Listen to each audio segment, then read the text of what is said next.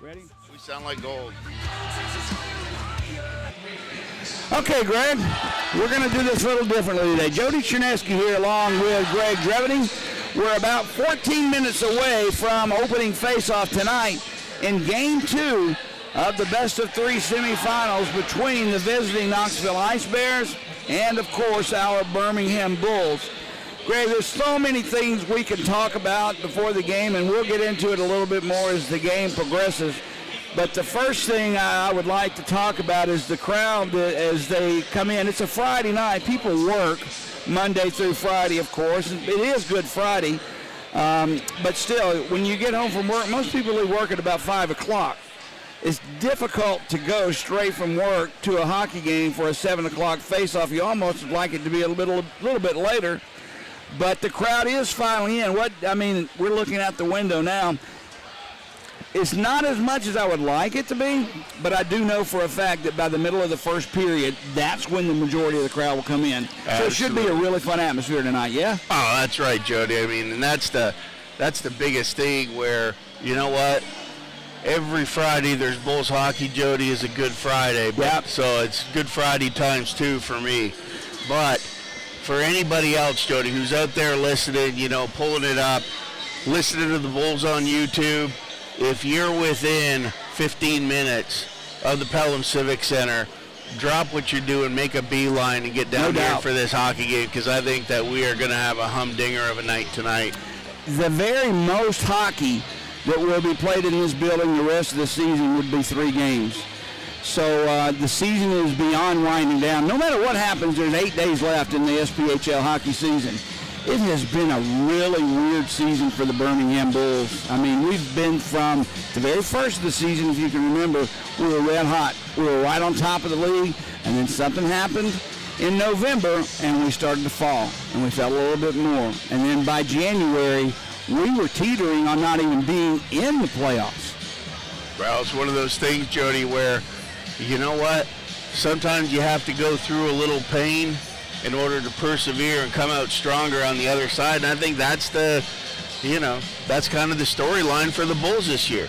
I think they came in on, honestly on top of the world. They got some big name returners who came back. Both of their goalies came back, in Austin Lotz and Hayden Stewart.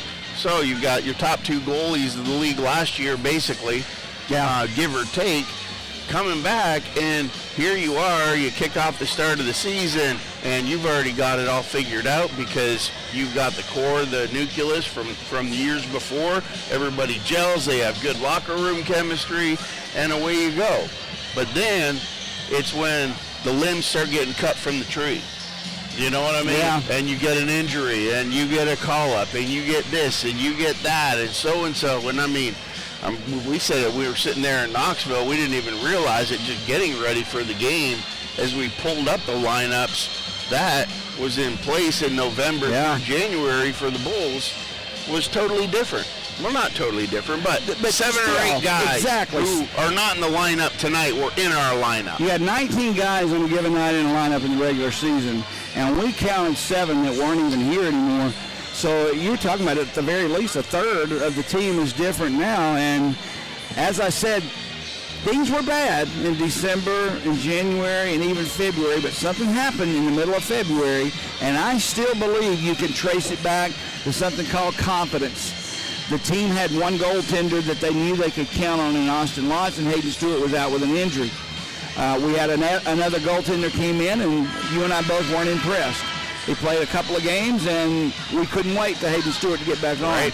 If you look, even though Austin Lotz has played the majority of the game, if you look from when Hayden Stewart came back off the IR until today, that's when the wins started happening, and I believe the Bulls started playing with a lot more confidence and the ability to play differently in front of both goaltenders. 100%, Jody. It's like if you have a car, Hayden Stewart goes down, and now all of a sudden you're driving, you can still get from point A to point B, but when you have a spare tire on your car, it's not your regular wheel. You know what I mean? Yeah. And it just affects how things go and how the car rolls. And the same thing, I think, is present for the Bulls, that, Hayden Stewart and Austin Lotz, both great in the net. Take your pick any given night. But the bottom line is those are two great locker room guys that you always want to have a presence and be a part of things down there.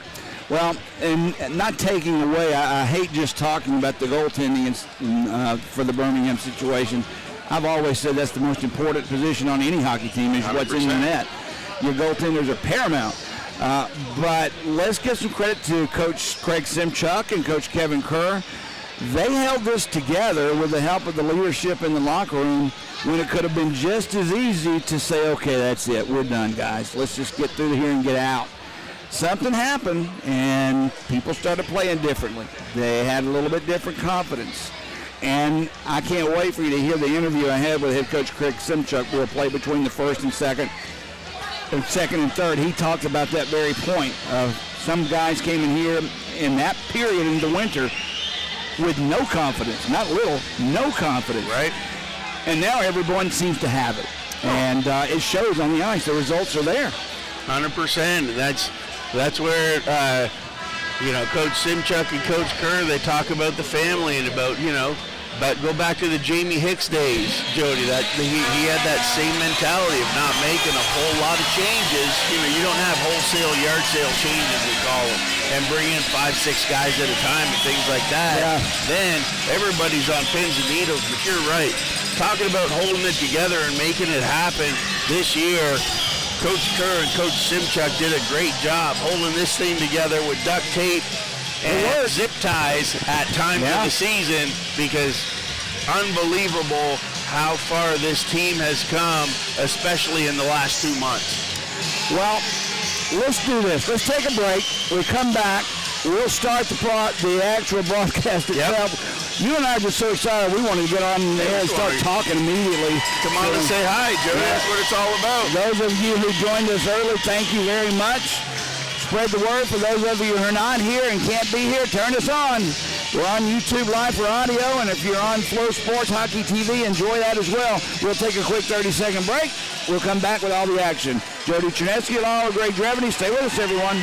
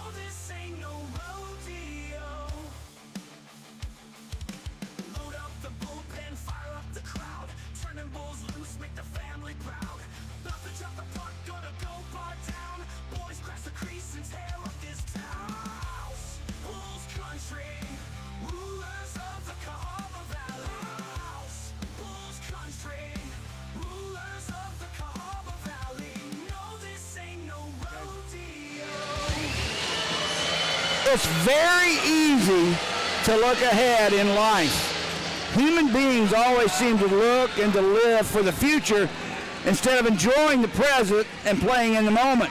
In sports, fans get excited over a single win and take it as proof, evidence, if you will, that a championship is on the horizon. We're going to do it this year, folks.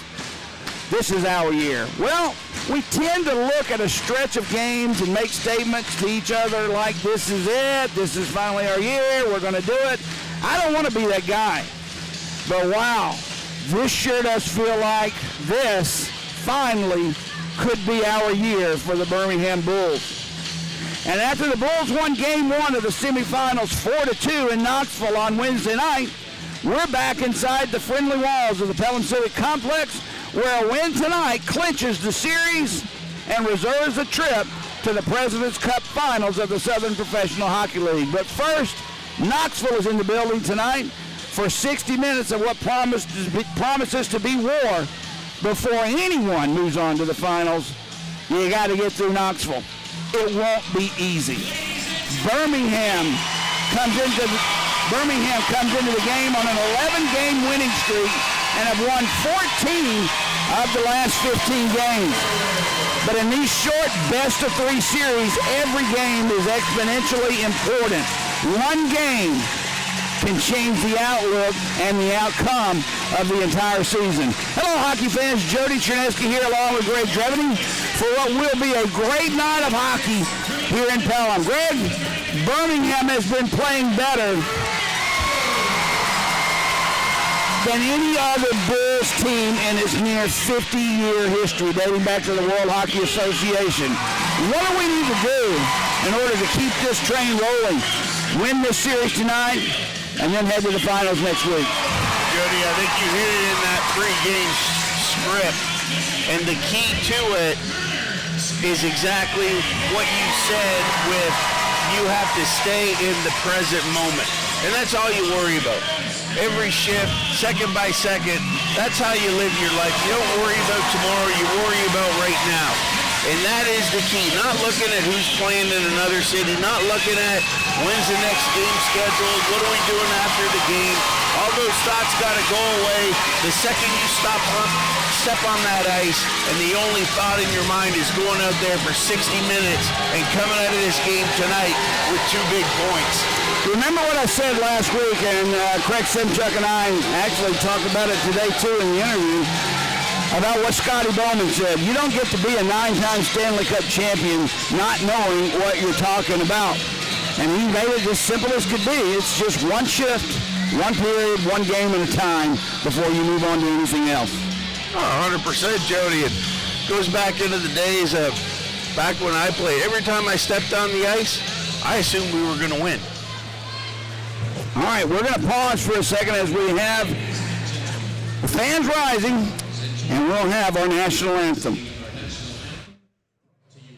The Flooring Gurus. Oh, say, can you see by the dawn's early light what so proudly we hailed at the twilight's last gleaming, whose broad stripes and bright stars through the perilous fight o'er the ramparts we watched were so gallantly streaming, and the rocket's red glare, the bombs bursting in air, gave proof through the night that our flag was still there. Oh, say, does that star-spangled banner yet wave o'er the land of the free and of the home of the brave?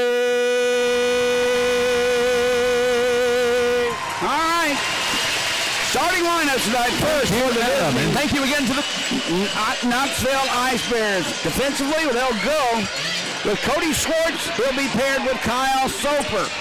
Up front for the Ice Bears is brother Jimmy Soper with Liam McKinney, and new off the IR inserted into the lineup, Anthony Sonato. For Birmingham, defensively, we'll go with Taylor Brierly and Connor Scahill. Taylor Brierly has taken Connor under his wing, so to speak, both on and off the ice. So those two are going to be paired together. Up front, Andrew Ballant with Phil Ledzianko and his brother Kip. In goal, no changes. Stephen Mundinger for Knoxville comes into the game with a 2-2 record in the playoffs, 2.28 goals against, and a save percentage of .942. Austin Lotz comes into this game for Birmingham 3-0. 2.0 goals against, and a .942 save percentage as well. Greg, I would love to win this one tonight, go home tomorrow as the Stanley Cup playoffs begin, and enjoy that as well in preparation for the finals. Absolutely, Jody. Nothing more better than coming out of a series knowing that you went in and you won it 2 straight. So that's what I look for. The Bulls are coming out here tonight playing for the 2 points. All right, we're underway here at the Pelham Civic Complex. On the draw, puck loose at center ice, tipped up in the air. Sonato will tip it into the Birmingham zone for Knoxville. He'll take Taylor Barley down. Connor Scahill had it, chipped off his stick, kept alive by Dawson McKinney. He'll let Zianco on him, taken away by the Bulls, and here we come through center ice. Ballant ahead for Kip, who chips it in behind the net. He's ridden off the play. Look, puck comes loose to Ballant. Banks went off the boards for Romeo. He couldn't catch up, but he did tie his man up, and Birmingham keeps possession. Ballant tried to set it up for Sinclair. It bounced off of a player's stick, and it's loose at center ice. Picked up by Tyler Williams. He'll send it far boards. Romeo picks it up for Birmingham, but can't get it out. He'll pick the loose puck up for the Bulls, and Birmingham takes it through center ice back into the Knoxville zone. Olnick back to try and get it away from Downing. Couldn't do it. Now McTavish has it in the corner. McTavish in front for Glover. Still is right in the crease. Glover had a whack at it. He was kind of tied up by Soper. And Mundinger found it and he covered up face-off in the Knoxville zone. And Jody, on that play there, McTavish coming back up the wall. I don't think anybody in the arena thought he was going to shoot that puck back on net, including Mundinger and Colton Olnick standing in front of the net. Glover, Rose, and Kozarev out for the Bulls. Thurston along with Matthews defensively. Thurston slides it over to Kyler Matthews. Low shot in front, down on his knees. Mundinger squeezes it in his midsection, so we'll try it again. Face off this time to his left. You see that shot from the Bulls, Jody. They shoot it. If it's any more than 3 feet off the ground and it's in the middle of the area of the net, it's going to hit Mundinger in that mixed midsection. There's not going to be many rebounds tonight. Face off. Blown dead, so we'll try it again. A little premature movement before the puck was dropped. And Tyler Williams. Glover on the draw for Birmingham, loses it. Osick sits it back for Dowler. Near side for Branshaw. He tried to set it up for Carson Vance. Vance couldn't control it. He'll take the loose puck, send it back into the Bull zone. Chasing it is Osick. Thurston catches up with it first for Birmingham. He slides it to Matthews. Glover is there for Birmingham, takes the puck and sends it cross ice. Birmingham will change lines as Knoxville has it in their own zone. Carson Vance, the former Bull, sips a soft one in, easily stopped by Matthews, and now comes Phil Edzianko. Phil Edzianko in front for Ballant, save, rebound loose. Edzianko had it right in the slot, unmolested, and somehow his shot went right into the pads of Mundinger, and we are still scoreless. And you can see that, Jody, if you look real quick on Mundinger's pads and he's standing there, if you get a side angle in there, you can see how high they come up his thigh area. And in that, that's why when he drops down like that, that puck will rattle around, and good save. Off the draw, puck sent back into the Bull zone. This is going to be an icing, so we'll try it again. I'm telling you, this line of Phil and Edzianko along with Andrew Ballant is just lethal, Greg. Wow, they just turned it up a notch coming out there. Seemed to be like a little bit of a chess match at the beginning, the first couple shifts, and then all of a sudden those guys step out on the ice and it's action personified. Crowd still filing in. It's a late arriving crowd. Usually Friday nights are starting to fill up pretty well. That puck bounces off the stick of Kuzmich. Lodge steers it to Taylor Briley, and Birmingham's Ballant has it. He'll send it out for Edzianko. Gets past him, back into the zone. Is stopped by Raposo, and that one will be an icing call on the Bulls. Well, I expect this one to be cleaner, Jody, than what the Bulls kind of faced in the early goings in Knoxville with the shape of that rink and the different neutral zone and everything like that. I like how this is looking for the Bulls early so far. It's been a rough day for me, superstitious-wise, but the final piece of the puzzle just arrived in the building. Ace McKay, our music aficionado, personal professional, is back under the computer. There's a loose puck! Wow. In front, save, rebound, loose, goes back, Soper, that scores! Kyle Soper, somehow, Lodge was able to keep the first puck out. As the puck steered away to the near side, it slid all the way across the ice where the defenseman Kyle Soper was waiting. He had pinched in, and he buried it into an open net, and Knoxville takes an early 1-0 lead. That's hard to take there, Jody. Austin Lotz, you said the first one. How about the first 4? He made the first save with his right pad, came across, made 2 more with his left, then pushed the puck off to the side of the net. It came back out front, and it took 5 shots to beat him, all in succession. Soper's first goal of the playoffs will get the assist as it is called out. Birmingham on the draw, sends it back into the Knoxville zone. Taken there by the Bulls. That's Olnick, slides it behind the net. Schwartz has it. He gets it up for Kuzmich. Here comes Mitch Atkins into the Bull zone. 3 players back. Atkins avoids one, holds on to the puck, gets it back. McKinney's shot breaks the stick of the Bulls player, and now the puck is slides all the way through the crease. Carson Vance tried to slide one in front, knocked down by the Bulls, and here we go the other way. Ben Higgins tips one in. Birmingham changes lines. 1-0 Knoxville on the early goal by Kyle Soper. McKinney had it taken away from him, and Birmingham will give chase. Kozarev goes in along with Vance. They both arrive at the same time. Just back to the point. Thurston, a shot goes through the crease and wide. Puck comes all the way back to center ice. Carson Rose has it. He's taken down on the play, manages to slide it in. McKinney has it, loses it to Rose. Rose brings it in through the slide. Takes the shot, save made. Rebound, he couldn't get the shot off. Loose along the near boards. Rose has it. Cross ice pass back at the point. Matthews tips one in front, deflected by Kozarev, save, and Dowler just takes the puck and clears it down the ice. Icing is called on the Bulls, and Greg, I can already see what Knoxville is going to do in their own zone. They're going to give up that initial shot, and then they're all going to crash down in on Soper to pick up any loose puck there is and get it out at all costs. And what they call that, Jody, is collapsing to the house, so to speak. That area up in front of Mundinger, the blue paint up to the hash marks, they call that area the house. You're exactly right. They're sending 2 to the back post and 2 up top to the corners. Barley with the puck off the draw. Sends one in right into the glove of Mundinger, who'll hold it and stop again, and he'll have a face-off. And there's a lot of Knoxville fans in the building tonight too, Greg. Oh, absolutely. Hey, hockey fans are hockey fans, Jody, and they recognize when there's going to be a great game. So the fans got in the cars tonight, came down from Knoxville. Bulls fans are here, and we're in for a doozy. Phil Ledzianko wins the draw. Ballon has it. Slides it across. Cahill takes a shot, save, rebound loose. Picked up by Osick, and back the other way come the Knoxville Ice Bears. Toby wraps one around the board. 6 far side. Cahill catches up with it. Didn't find the puck. Now the puck was lost off of Phil Ledzianko's stick.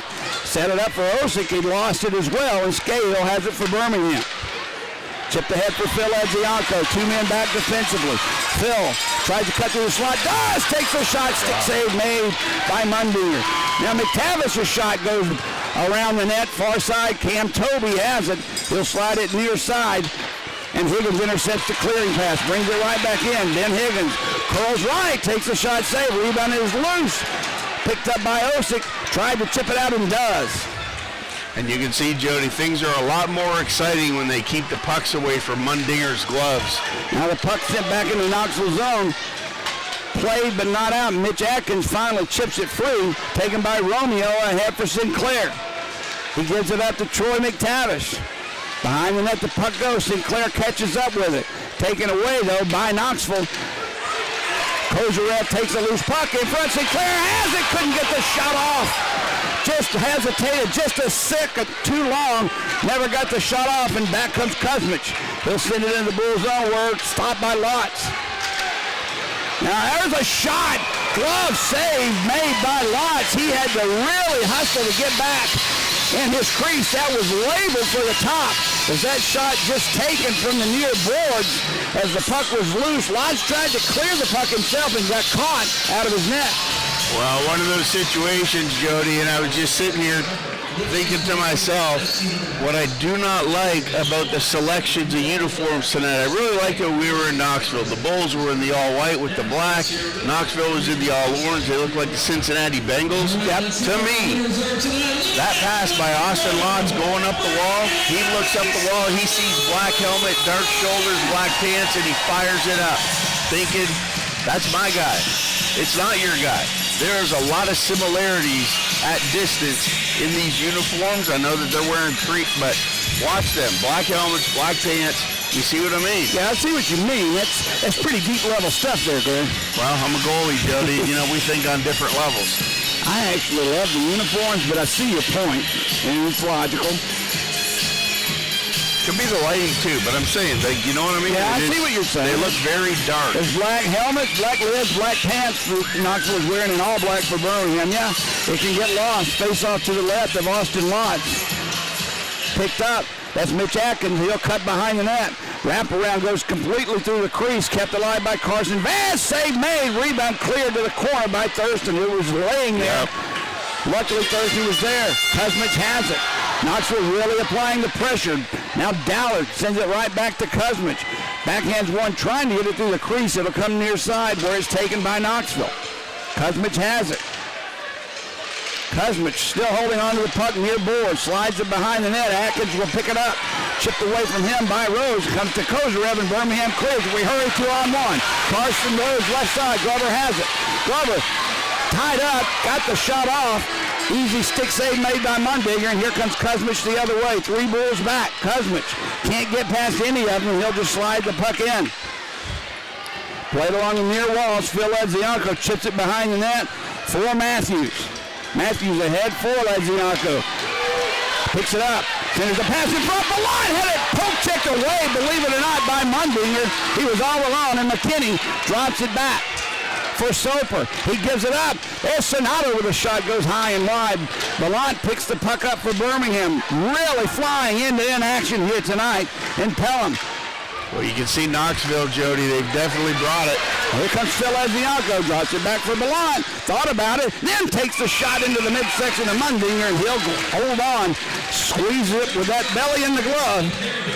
Definitely brought a different mentality into the game tonight with their style of forecheck, because you see how much pressure they're putting on the Bulls in their defensive zone.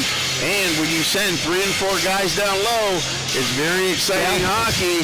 However, you are going to give up 2-on-1s like we just saw, and Glover and Rose just couldn't get on the same page. Sinclair on the draw for Birmingham. Jimmy Soper for Knoxville. 13:04 to go first period. Bulls trailing 1-0. Loose on the draw, kicked into the corner, back to the point. Brierly has it. Now Sinclair chips it in deep. Higgins on the play, tied up. Puck comes loose in the corner. There's Sinclair. He had a shot at it. Chips behind the net, though. Played there by Higgins. Now Kyle Soper picks it up for Knoxville. He just lifts one into center ice. Glove down by Scahill. He'll back in one in. McKinney, nice pass. Chipped it over for Sonato. His shot goes wide. All the way back at the blue line. Glover taps it back into the Knoxville zone. Birmingham will change defensive pairs. Out now Ryan Romeo along with Youngworth. Romeo has the puck.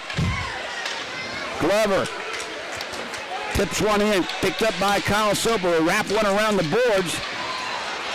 Was taken by Jimmy Soper. Ahead for Tyler Williams. Williams with the puck in the Bulls zone. He's tied up on the play. Romeo picks the loose puck up. Slide it far side for no one. Then he scores. Ryan Romeo just threw it to nobody. And on the play, the puck bounced right off the boards. And Knoxville, just like that, Greg, 12:01 to go in the first period, takes a 2-0 lead on the goal by Jason Branshaw. And Jody, I know that looks like a bad goal on Austin Lotz, but I think he was thinking the exact same I was thinking is, what are we doing there? Why are we going cross ice to nobody, bank off the wall, and then they come in and just rip a 1-T?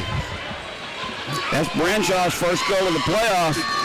And we need to look out here. This is a 2-0 lead, and we're not 10 minutes into the first period.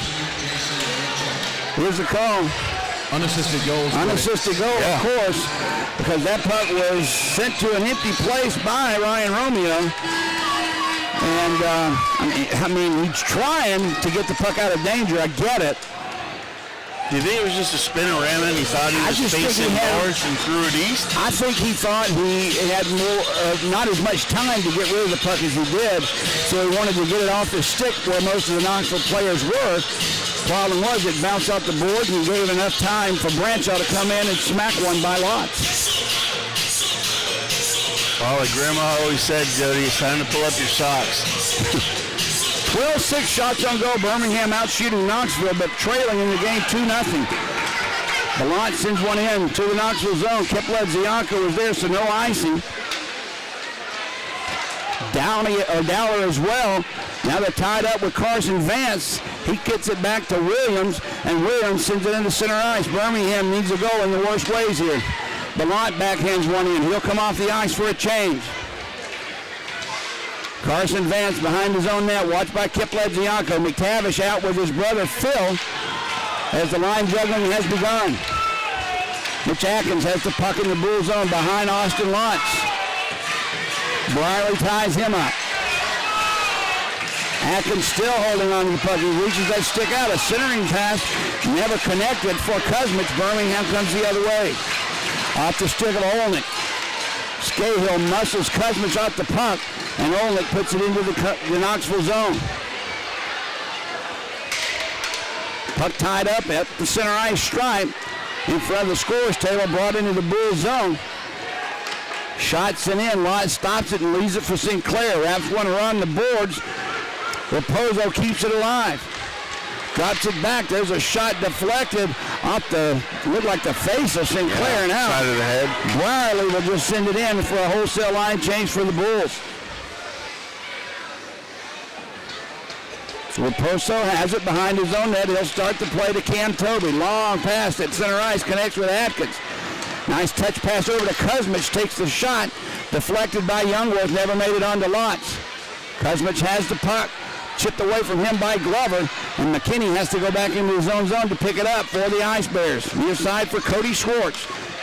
Jimmy Soper, that is, loses the puck, and Carson Rose has it with Phil Edzianko behind him. Rose takes a shot, save made. Rebound comes all the way back to the blue line, kept in by the Bulls. Phil Edzianko has it far boards. Back at the point for Romeo, sends a shot, save, rebound was loose. Ballant just sent it wide. Along the near side, Andrew Ballant lost it, and back comes Soper the other way. He'll set it up far side for McKinney, who will just dump it in. Youngworth can't get it out. McKinney stepped in, flying a centering pass to the other side by Lotz, and Kepledzianko sends it to center ice. Kyle Soper ahead for his brother Jimmy, who tips it in, getting chased. There's McKinney. Austin Lotz touches it. The whistle blows. That was an Austin Lotz touch, Greg. Why is the whistle blowing? Offside. All right, offside is the call. I didn't see the linesman's arm go up. Wow. I just assumed it would be an icing, but with Lotz touching it, of course that's not the case. All right, Greg. 9:11 to go in the first period. Birmingham out shooting 13-6, trailing 2-0. What are your thoughts on the reason why? Well, I saw that referee was pretty adamant, Jody, skating around, not the referee, the linesman, but over there, somebody went outside, just inside here, inside the Bulls bench, where we couldn't see, but he was standing right behind him, and then he skated across and was looking for support, and he just made sure everybody knew, and that's why he put the puck over there in the circle. But back to the Bulls.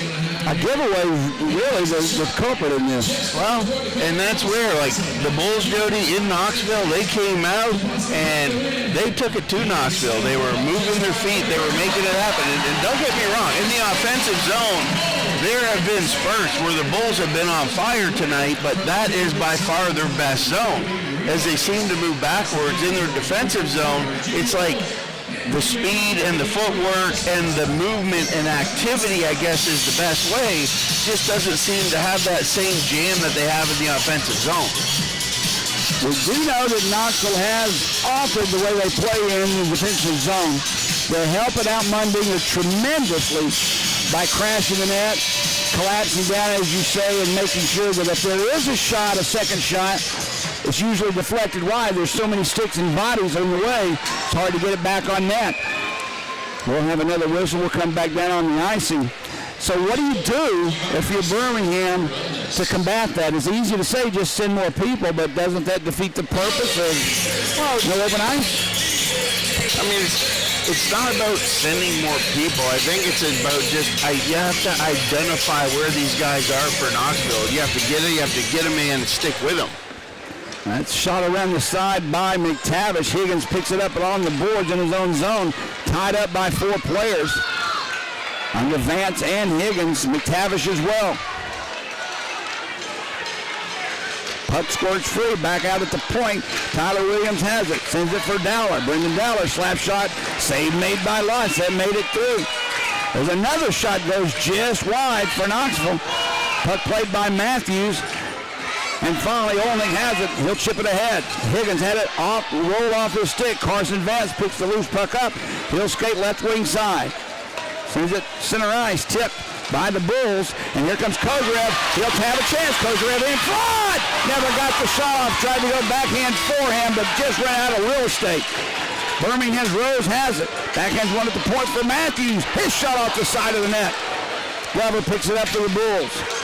Scahill shot, pad save made by Mundingers. He stuck that right skate out. Loose puck, played along the far boards. Matthews lined up. Williams, who gives him a little slash, and he's going off for that. Birmingham will be on the first power play of the night. Tyler Williams didn't appreciate being hit by Kyler Matthews. As the 2 skated away, gave him the slash on the legs. Birmingham will be on the first power play of the night for any team. And Jody, I've seen it time and time again over the years, and that right there is nothing more than a rookie who's had a good year making a rookie mistake in a playoff game by slashing Matthews after that good hit. 9 times out of 10, Jody, the first strike isn't going to get called. It's always that retaliation. As good as Birmingham's power play was during the regular season, Greg, 0 for 5 so far in the postseason. Let's break the ice and get one now as Phil Edgion goes out with Ballant and his brother Kip. Ryan Romeo will man the point. Nolnick out as well. Jimmy Soper on the draw. Someone lost a helmet. That was a glove. I apologize. Puck loose. Olnick has it. Bounces one to Ledzianko for Romeo. They'll set the play. Ledzianko for Ballant. Back to Romeo. One-timer by Ledzianko. Save is made. Rebound comes back. Phil has it. Drops it down to his brother. Kip takes the shot. Stick save made by Mundinger. Back at the point. Romeo had it. Sent it to the slot. No one there except for Kyle Soper. And he smacks one down the ice. Good look there by the Bulls, getting a couple good scoring opportunities, Jody, and I got to tell you, when Ledzianko dropped his gloves, I thought we were having a fight right off the draw. My heart skipped a beat I there. thought he lost his helmet and was going to have to come off the ice. Ballant has it now. Sends it ahead for Phil Ledzianko. Cuts in, backhand save, made, rebound, loose. Gosh. And my goodness, cleared to the near side by Knoxville, and Soper once again sends it out. What a play by Knoxville as they had it. Birmingham had it right in the crease, and it just didn't work out. I don't know that Ledzianko didn't beat him wide, come back and hit this close post. Schwartz just cleared the puck away. Kozarev now with 50 seconds of power play time remaining for the Bulls. Gives it to Sinclair. Returns it for Nikita.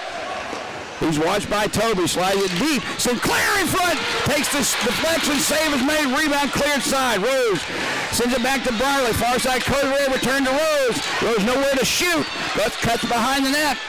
Gives it up to Kozarev, back to Taylor Barley. We're down to 30 seconds of power play time remaining. Cross-checking in front of the net, no call. They're just trying to clear the traffic. Now there's Rose, sends it down low for Glover, who's out on the ice. Drake cuts back. We're down to 15 seconds of power play time remaining. Drops it for Kozarev. For Brierly. Takes a shot. That one stopped, deflected by Branshaw, but not out. Taylor Brierly, a great job to keep it in. We're down to 3 seconds. There's a shot save. Rebound! Stopped by Mundinger as he just got his arm on it. As that puck was going in the net. He knocked it above the crossbar now. Kozarev in front for Rose. That was deflected wide. Birmingham is doing everything they can except for taking the puck in their hand and throwing it in. Hey, Jody, there's a reason why he's got that goals against his save percentage, and I tell you, he's earning his keep tonight. 5:24 to go, first period. Bulls trails by 2. McTavish has it. Far face-off circle. Takes the shot, save Mundinger. Rebound comes near boards, taken away. McKinney tied up by Youngworth, and Youngworth going off for interference is what's going to be. He tied him up a little too long as McKinney tapped it in. Youngworth stayed with him and took him down. So Knoxville, after killing off the Bulls power play, will go on one of their own. Well, here comes a saying in hockey that you've never heard, Jody. It's called rookie see, rookie do. And we saw Williams make that rookie mistake, and he took a penalty, and there was Youngworth doing the same thing, just stepping up and interfering on that. You got to let the guy go. Got to get the puck. Youngworth on the box. Knoxville's power play not much better than the Bulls. Bulls now 0 for 6 in the postseason. Knoxville is 1 for 11 in the postseason. 21 shots on goal for the Bulls. 7 for Knoxville, yet we trail by 2. Kuzmich slides it over. Vance a shot save. Rebound is loose. Picked up by Tyler Williams. Out of the net was Watts. Vance with a shot goes wide. Watts grabs his stick back. There's a slide. Cross-ice pass. McKinney a shot. Crossbar. That hit the post. Picked up now near side by Williams. He'll cut behind the net. Back to Vance. Near side Kuzmich. Cross-ice pass. Save made. Rebound. Williams in front. And Watts takes it, covers it up as they crash into him, and it's knocked off his moorings. Now McKinney goes down like he's been shot by a bazooka, giving you his best soccer impression. Right. Trying to draw the penalty. I have a 5-year-old granddaughter that wouldn't have fell down on that one, Greg. We saw some good theatrics out of him the other night in Knoxville, Jody. Now Soper's getting involved far side with Olnich. Here we go. Now it's turning into a hockey game. Separate the two. McKinney's still down on the knee. I'm sure he's got a little smile on his face. Yeah. I'm not kidding. That was ridiculous. Here we go. Now Matthews gets involved. He's involved with Kuzmich. Both these two teams not known, Greg, for their fisticuffs and their rough play, but the tensions are there. Birmingham, maybe a little frustration setting in. Knoxville's not going to back down, and what it means is a very entertaining brand of hockey for everybody. And I know it's easier said than done, Jody, but it's the same thing on that power play that you saw. You mentioned the word frustration, and that's exactly right, because you see Mundinger, he's making a lot of saves in there. You know, they're scrambling, he's making that extra saves, he's very athletic tonight, getting the job done. And then what do the Bulls do? They start looking for something else, and they start going back to the perimeter and trying to make more passes and things like that. Hey, if it takes 40 shots to score a goal, get them in the first period. Referees talking with both captains. I'm not sure if there may be an extra penalty they're talking about. Both doors are open, Greg, to the penalty box. Thurston now skating over. I think he's going to get an extra one, and if that's the case, Knoxville will be on a 5-on-3 man advantage. Thurston's going to get the extra one. Wasn't it, I believe in wasn't that it case, Matthews who no, it was Thurston. shot? It was Thurston. And they're giving the explanation to Drake Glover. So if everything holds as is, Knoxville will be on a 5-on-3 man advantage for approximately a minute, 10 seconds. Yep. We'll find out for sure. Nobody in the Knoxville box. Referee makes the call. Referee tonight, we have 2 of them. William Johnson and Brett Straley. Linesman Simon Higgins and Ben Wheaton. So a minute 27 remaining on the penalty to Youngworth. 2 minutes now on the board for Thurston. So a 5-on-3 man advantage for at least a minute 27 unless something else is called. I would say this is a very critical juncture of this game. Absolutely. This is a huge kill coming up here, Jody. So you have a minute and 27 seconds that you have to get through. And I mean have to. Otherwise, you're going to be sitting there with the full penalty remaining on the other side exactly. on a 5-on-4, trailing by 3. So definitely mark this time down in your notebook here. Bulls, you got to have this. Brierly out along with Drake Glover and Connor Scahill. With the puck, Dawson McKinney cuts behind the net. He'll set it up far side for Soper. Jimmy drops it for Carson Vance. The ex-Bull plays it down low for Bradshaw. He sets it back to Vance, who gives it to McKinney. Plenty of time to work with. They'll be patient with the puck. Vance plays it down low to Tyler Williams. Cross-ice pass for McKinney. Didn't like it, so he sets it back up near side Vance. Down low Williams. Had it bounce off his stick. Weiler gives chase, but he curls the other way. Williams had it taken away. Nice play by Glover, and he clears the puck down the ice. Huge stick by Glover there, Jody, knocking that one down with the shaft, then had the wherewithal to recoup it and dump it down. Matthews, Sinclair, and Romeo out now to kill the penalty as Birmingham changes the PK unit. Same power play unit on. Now Birmingham's Matthews takes an errant pass and sends it around and down. I tell you, Jody, Knoxville was lucky on that one that we're down by 2 guys, or there would have been Bulls with numbers heading north. Williams with the puck. He'll bring it in on the drop back pass into the Bull zone. Stops, drops it back for McKinney just inside his blue line advance. Return for Dawson. McKinney had a moment. I thought Romeo may have taken it away, but it comes right to Branshaw. He circles through the slot. Far face-off circle. His shot goes wide and out. Perfect. First penalty is out. Yep. Birmingham's back to 5-on-4 hockey. 30 seconds to go in the penalty to Thurston as Dawson McKinney brings it in the zone. For Soper, comes back to McKinney, takes the shot high and wide, loose puck in the slot, cleared by Sinclair. Now, even on the kill, Jody, you see how we're moving our feet and we're being active? That's what I want to see 5-on-5. Great forechecking by Olnick. He's going to kill the rest of the penalty himself. It cuts free finally to Jimmy Soper. We're down to 5 seconds. 3 as it's brought in to the Bull zone. Mitch Atkins drops it back. Soper, a shot save made by Lott. Birmingham's killed the penalty. We're back at 5-on-5 as Sinclair gets it ahead to Kozarev. Nikita just inside the Knoxville blue line, whips it around far side. Olnick has it. That's Scahill. Scahill out in front for Glover. Soper takes Scahill down, no call. And back comes Knoxville the other way. Osik sits it down to Schwartz. Cody Schwartz backhands one over the net. Wow. All along, Kozarev picks the loose puck up for the Bulls. He almost lost it, came right to Lott. He has had enough of this. And he covers it up for the face-off. Holy cow, Greg.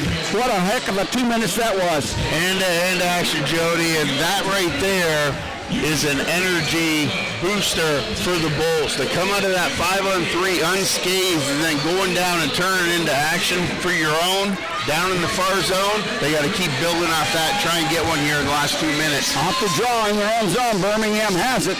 This one to center ice, chipped ahead by Phil Edzianko, taken away by Knoxville. There's Mitch Atkins. He'll just smack one errantly. Loose puck comes free to Knoxville. Soper, Kyle that is, slides one through the slot. Derek Osick picks the puck up. Back at the blue line. He sends it in, but he came out. So that's an offside on Knoxville. You know, Greg, I watched a lot of the Knoxville Roanoke series in the first round.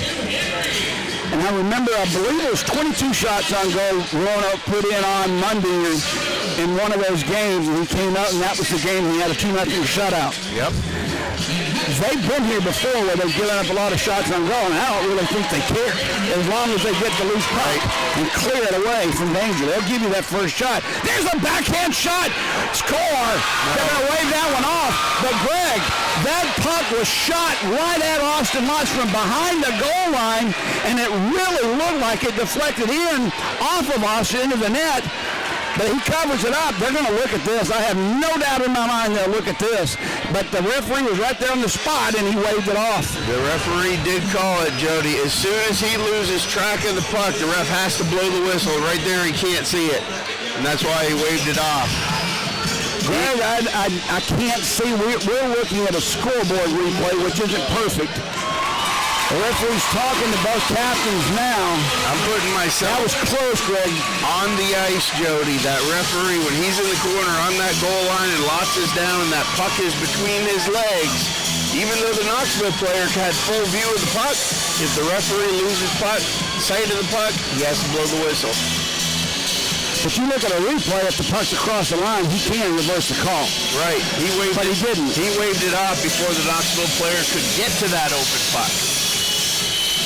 I was afraid that at first that shot, which was a really odd one from beneath the goal line, actually was able to deflect in off Lotz. He was trying to get back into his net. But no dice. 2-0 still to score. Face-off in the Birmingham zone. We'll have an interview with head coach Craig Simchuk at the end of the first period. I will guarantee you he never thought this was going to happen. Off the draw, Matthews Banks went off the boards but not out. Vance keeps it alive. McTavish takes the puck away, and he'll get it out down into the Knoxville zone. Icing will be called as it's picked up by Brendan Bauer. They'll have to do it again back in the Bull zone with 1:20 remaining here in the first period. And Jody, I'll just say this, that, you know what? Nobody expects this, but it's playoff hockey.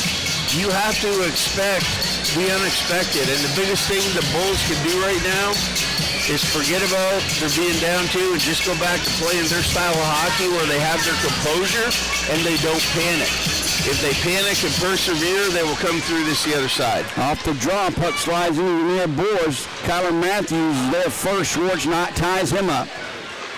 Puck comes free. McTavish had it taken away by Schwartz. Now Matthews gives him a good shot from Edger. Puck taken by Williams. Slides it behind for Kyle Soper. Circles near side. Gives it to his defensive partner Schwartz. Sends a pass for Branshaw. Cuts behind the the goal line. Under a minute to go in the first period. Knoxville putting the pressure on. Controlling possession of the puck. Slid behind the net for Osick. Thurston tries to tie him up. Puck is free. Both men go down. Now Branshaw and Olnick go over after the puck as well. Puck still tied up underneath. Now Matthews having to go at it with Tyler Williams. Carson Vance, look out, he came off the bench. Yep. He's kind of lurking. Puck comes free. Tyler Williams had a shot at it. He wanted to get it to Vance, but it wasn't there. Under 20 seconds to go. Soper thought about a slap shot. Cuts through the slot. Takes the shot. Whistles wide. Branshaw has the puck. Centers one. No one there. Set the Bulls. Higgins. And here we go. Under 10 seconds to go. Only man back is Vance. Who ties a nice hit by Carson Vance on Ben Higgins. That's the exact way a defenseman should play the puck. And that'll do it for the first period. And what a period it was. 34 shots on goal between the two teams. Birmingham out shooting Knoxville 21-13. Yet trails in this hockey game 2-0. Well, everything the Bulls have done positive, Jody, have been in the other end. In their zone, to be kind, it's been discombobulated to say the least. Yes. I don't know what's going to be the topic of conversation in the locker room, but there is absolutely nothing that can be said about the effort. The effort's there. Yes. One giveaway has cost Birmingham 1 goal. And if that's not the case, this is a totally different locker room you're going into at the end of 1. Instead of down 2, you'll be down 1. But you've been in these situations before where you've been in the locker room when you've out control, when you've played well but just not good enough. What is going to be, you think, the topic of conversation between the coaches, the captains, and the remaining portion of the team?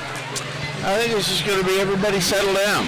You know what I mean? It's not a scenario where you're blaming any one person. I've been in locker rooms after the first, Jody, been down 3-0. I was in net and only had 12 shots, and the coaches come in and they ream me. And you know what? I look at them and I say, you're right. Come on, boys. Gotta go better. It's got to start with me. And everybody rallies back. We won more of those games than we didn't. And that's what I'm telling you for the Bulls right now. You don't go in there and you don't panic. You don't start hollering and screaming and doing all that kind of stuff because you got 21 shots on net. Colton Olnick, I've never seen him have that kind of jump in the corner where he was 2 feet behind the defender. A loose puck went into the corner and he was running a sprint, got into that corner first. So the effort is there. You know what I mean? But it's like right now, you're not getting, like, those are some bad bounces back there. Like, threw me off the boards that come straight out for a 1T. You know what I mean? It's like, as a goalie, you're not expecting that. Same thing down there in the far corner. He comes all the way back across. Guys don't typically take that shot, but you can see what happens when they do. And let's not forget, Stephen Mundy actually robbed the Bulls twice. One time when he flung an arm out without even knowing where the puck was, that puck was going to bounce in the net, and somehow he gets a piece of it and knocks it over the crossbar.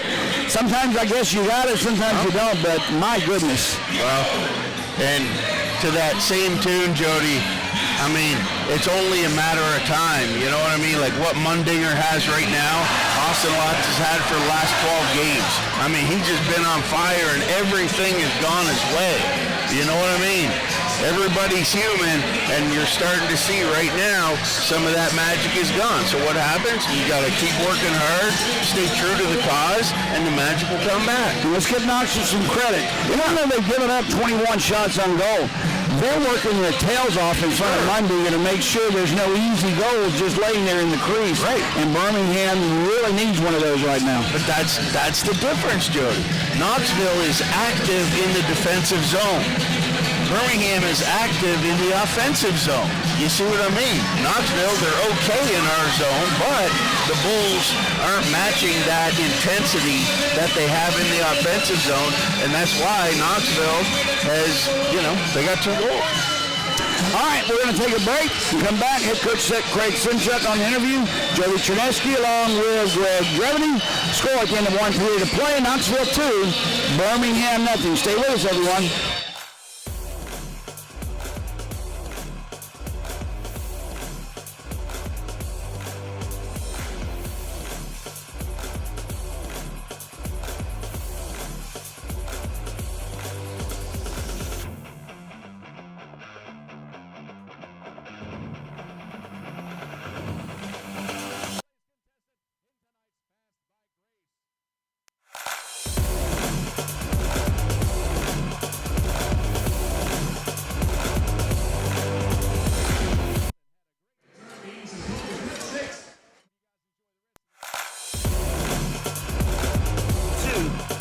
First round matchup between Birmingham and Fayetteville, the 2025 President's Cup playoff. Simmer, I don't know about you, but I don't know that I could have been any happier than what I saw in game 1 between Birmingham and Fayetteville. Yeah, and it's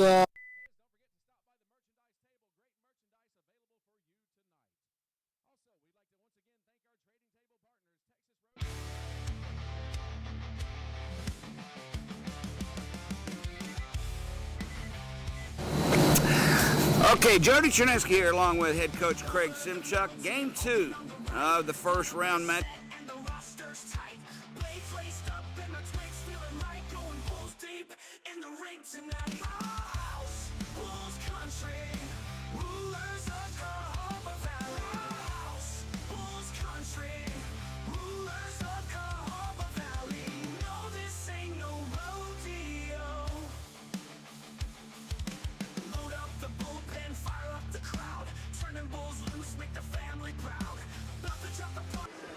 All right, Jody Chernesky back. A little technical difficulty here with the recorder. It's been one of those days, folks. I played this before the game started to make sure that everything was cool with the recording, and it was. And all of a sudden, the old recording comes into play. Not sure why, but stay with us. We are going to take a break. We'll recap when we come back. We're going to take a little 5-10 minute break. I wish we had an engineer back at the studio to throw it to for updates and news or what have you, but we don't. This is a two-man show here between Greg Dreveny and myself, so stay with us, everyone. Score at the end of 1. As I said earlier, Birmingham trails Knoxville by a score of 2-0.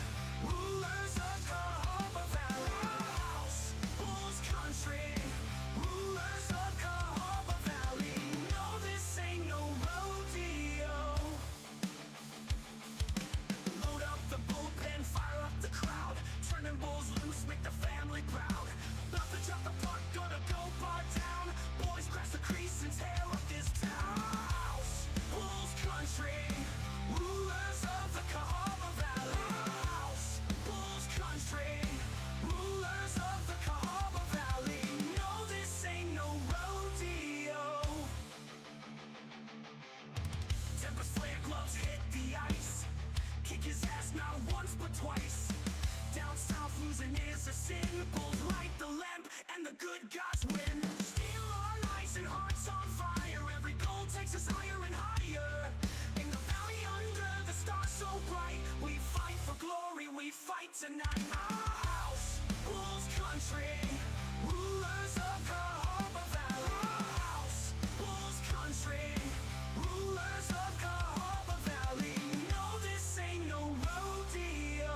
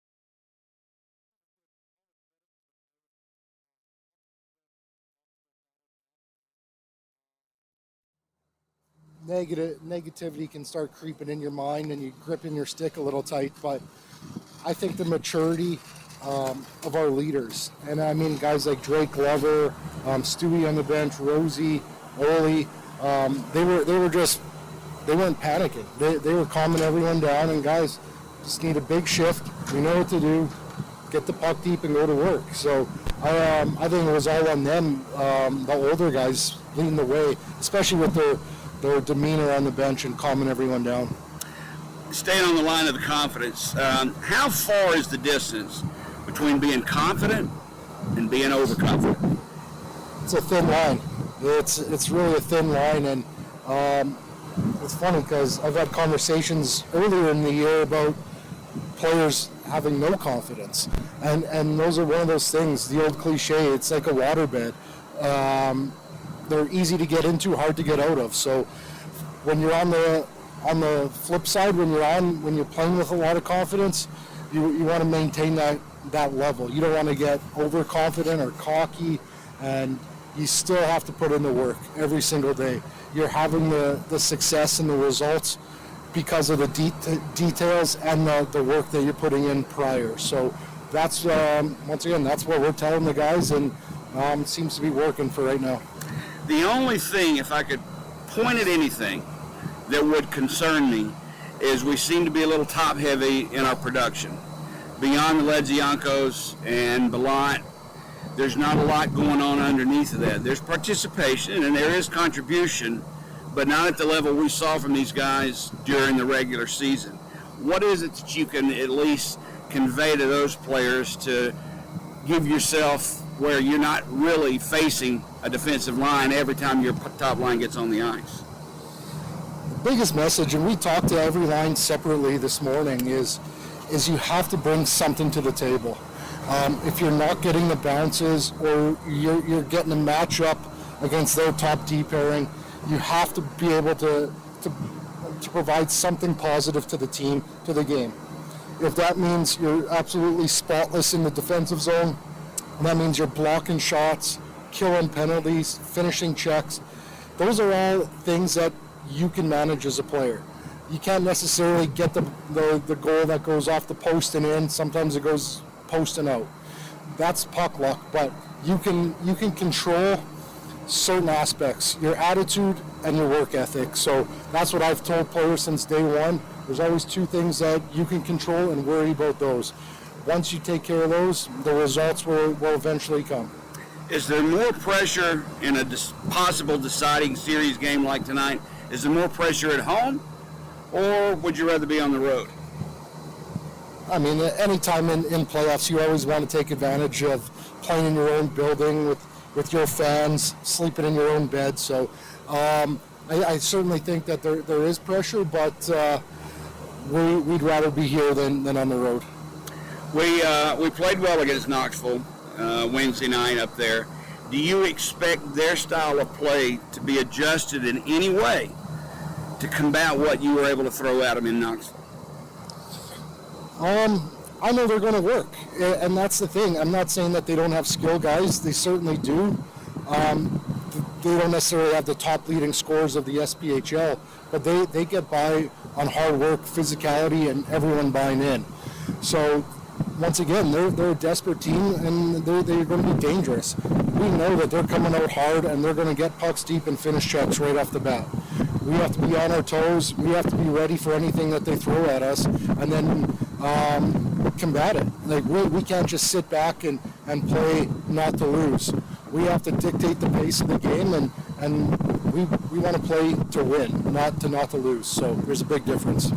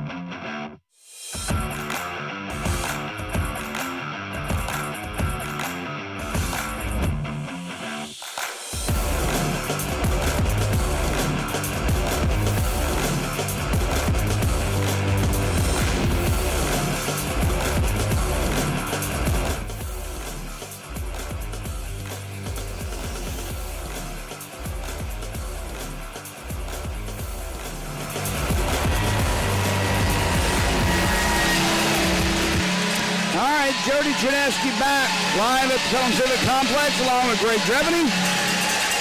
Score at the end of one period of play. Knoxville 2, Birmingham nothing, despite Birmingham having 21 shots on goal in the first period. Nothing gets past Mundinga so far. You know what, Greg? Dating his days back in Pensacola, he's played well in this building.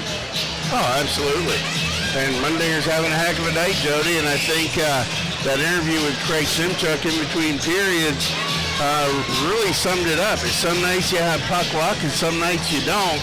And hopefully for the Bulls, that was just a 20-minute period of having the non-puck luck dinner. We'll see. I want to first of all say hello to my grandson that lives in England, Nico Tancock. Papa loves you. I misses you, buddy. I hope your mom and you, when you're watching this game tomorrow, she's able to let you see that. But also, sometime during this period, I want to talk about Troy McTavish's family that came by to see us before the game started. We love it when family members of the players come by and see us. It was really great talking with both Kevin and Tammy McTavish. And we had a chance to talk with them really at length. And I had a good conversation, and we'll talk a little bit more about that. Say like the end of the second period. Let's try that. And that'll give us a little time to actually talk about it. Yeah, and while we're on it, we'll throw it out there real quick to Kelly Higgins and a belated happy birthday that we missed on Wednesday night, Jody. So we'll get that one out of the way. I felt so bad about that. We were supposed to say happy birthday to her on Wednesday night, but things just got out of hand for us, and quite honestly, I forgot. All right, well, here we go. Well, time to get after this one, Jody. Ledziankos and Ballon out to start this second period. Fans trying to get involved and get the players going. First 10 minutes of this second period will tell a lot. Puck sent into the Knoxville zone slowly. Picked up by Cody Schwartz. He'll slide it around far side. Gets to McKinney, and he sets it up for Jimmy Soper. Soper at center ice. Had it roll off his stick. Ballon will take it. Fresh ice causing that puck to squirt free on both ends of the ice. Now it's loose. Behind the net, Kip Ledziankos centers one for his brother. He couldn't reach it. And here comes Knoxville's Dawson McKinney. He drops it back for Jimmy Soper. Soper in front, knocked to the corner nicely by the Bulls. McKinney turns around and fires one through the crease. Gets back to the point for Dowler. Dowler's shot never made it through. Vance chips it, loses it. Scahill tried to get it up for Kip Ledzianko, but he wasn't expecting the pass. Knoxville has it. Far side, Brendan Dowler. Sets it up for Anthony Sonato. Lost the puck, but regains it along the side. Nice pass. I'm not sure if it was a shot or a pass, but it went right in on Austin Watts. Sticked it and just covered it up for a face-off. Well, that's the type of stuff that I'm talking about there, Jody. That sense of urgency that the Bulls have had in every single game over the last month and a half. Like right there on that line change, a little D-to-D pass in the neutral zone. Next thing you know, they turn that into almost a 3-on-1. So, hey, to give up that, for them to slow down and delay, and Austin Lotz make that save, I'll take that. Off the draw, Knoxville has it. Branshaw slides it across for Dowler. Slap shot, save made by Lotz. Then down in front, rebound comes back to Carson Vance, far boards.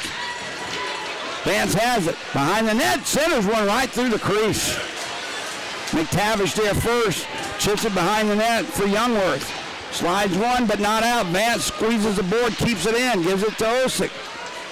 Osick through the slot, save made, traffic in front. Rebound right in front of him, picked up by Olnick, and here comes Birmingham after the hustle 3-on-2. Sinclair will try and cut past Vance, gives it to Olnick. Couldn't get the shot off. Branshaw had him tied up. Puck loose behind the net. Played by McKinney.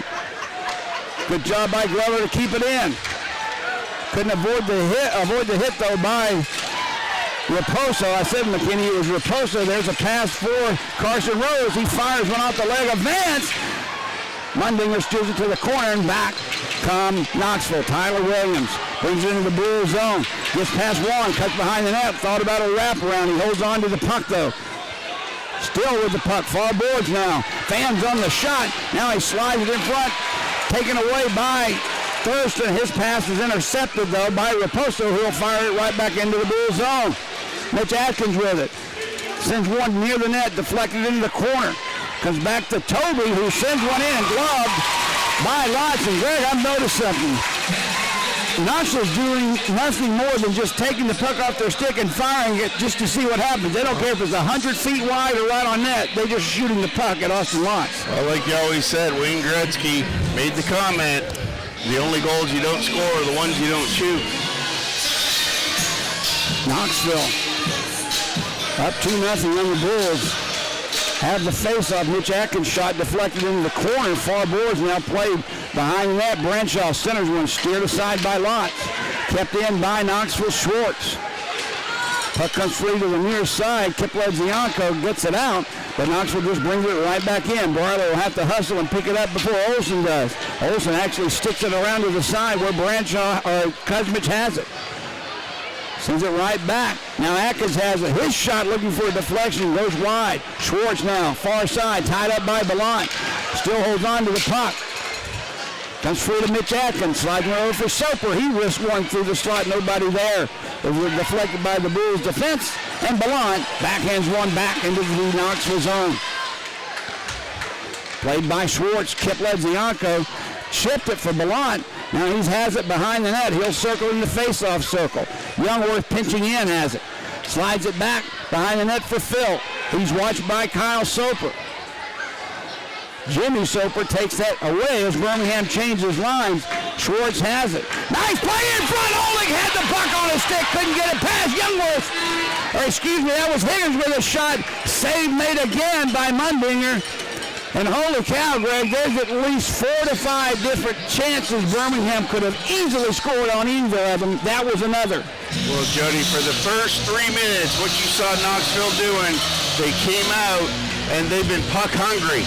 And for the first time tonight, that line, and there's your Leziankos and Ballant, they get out there.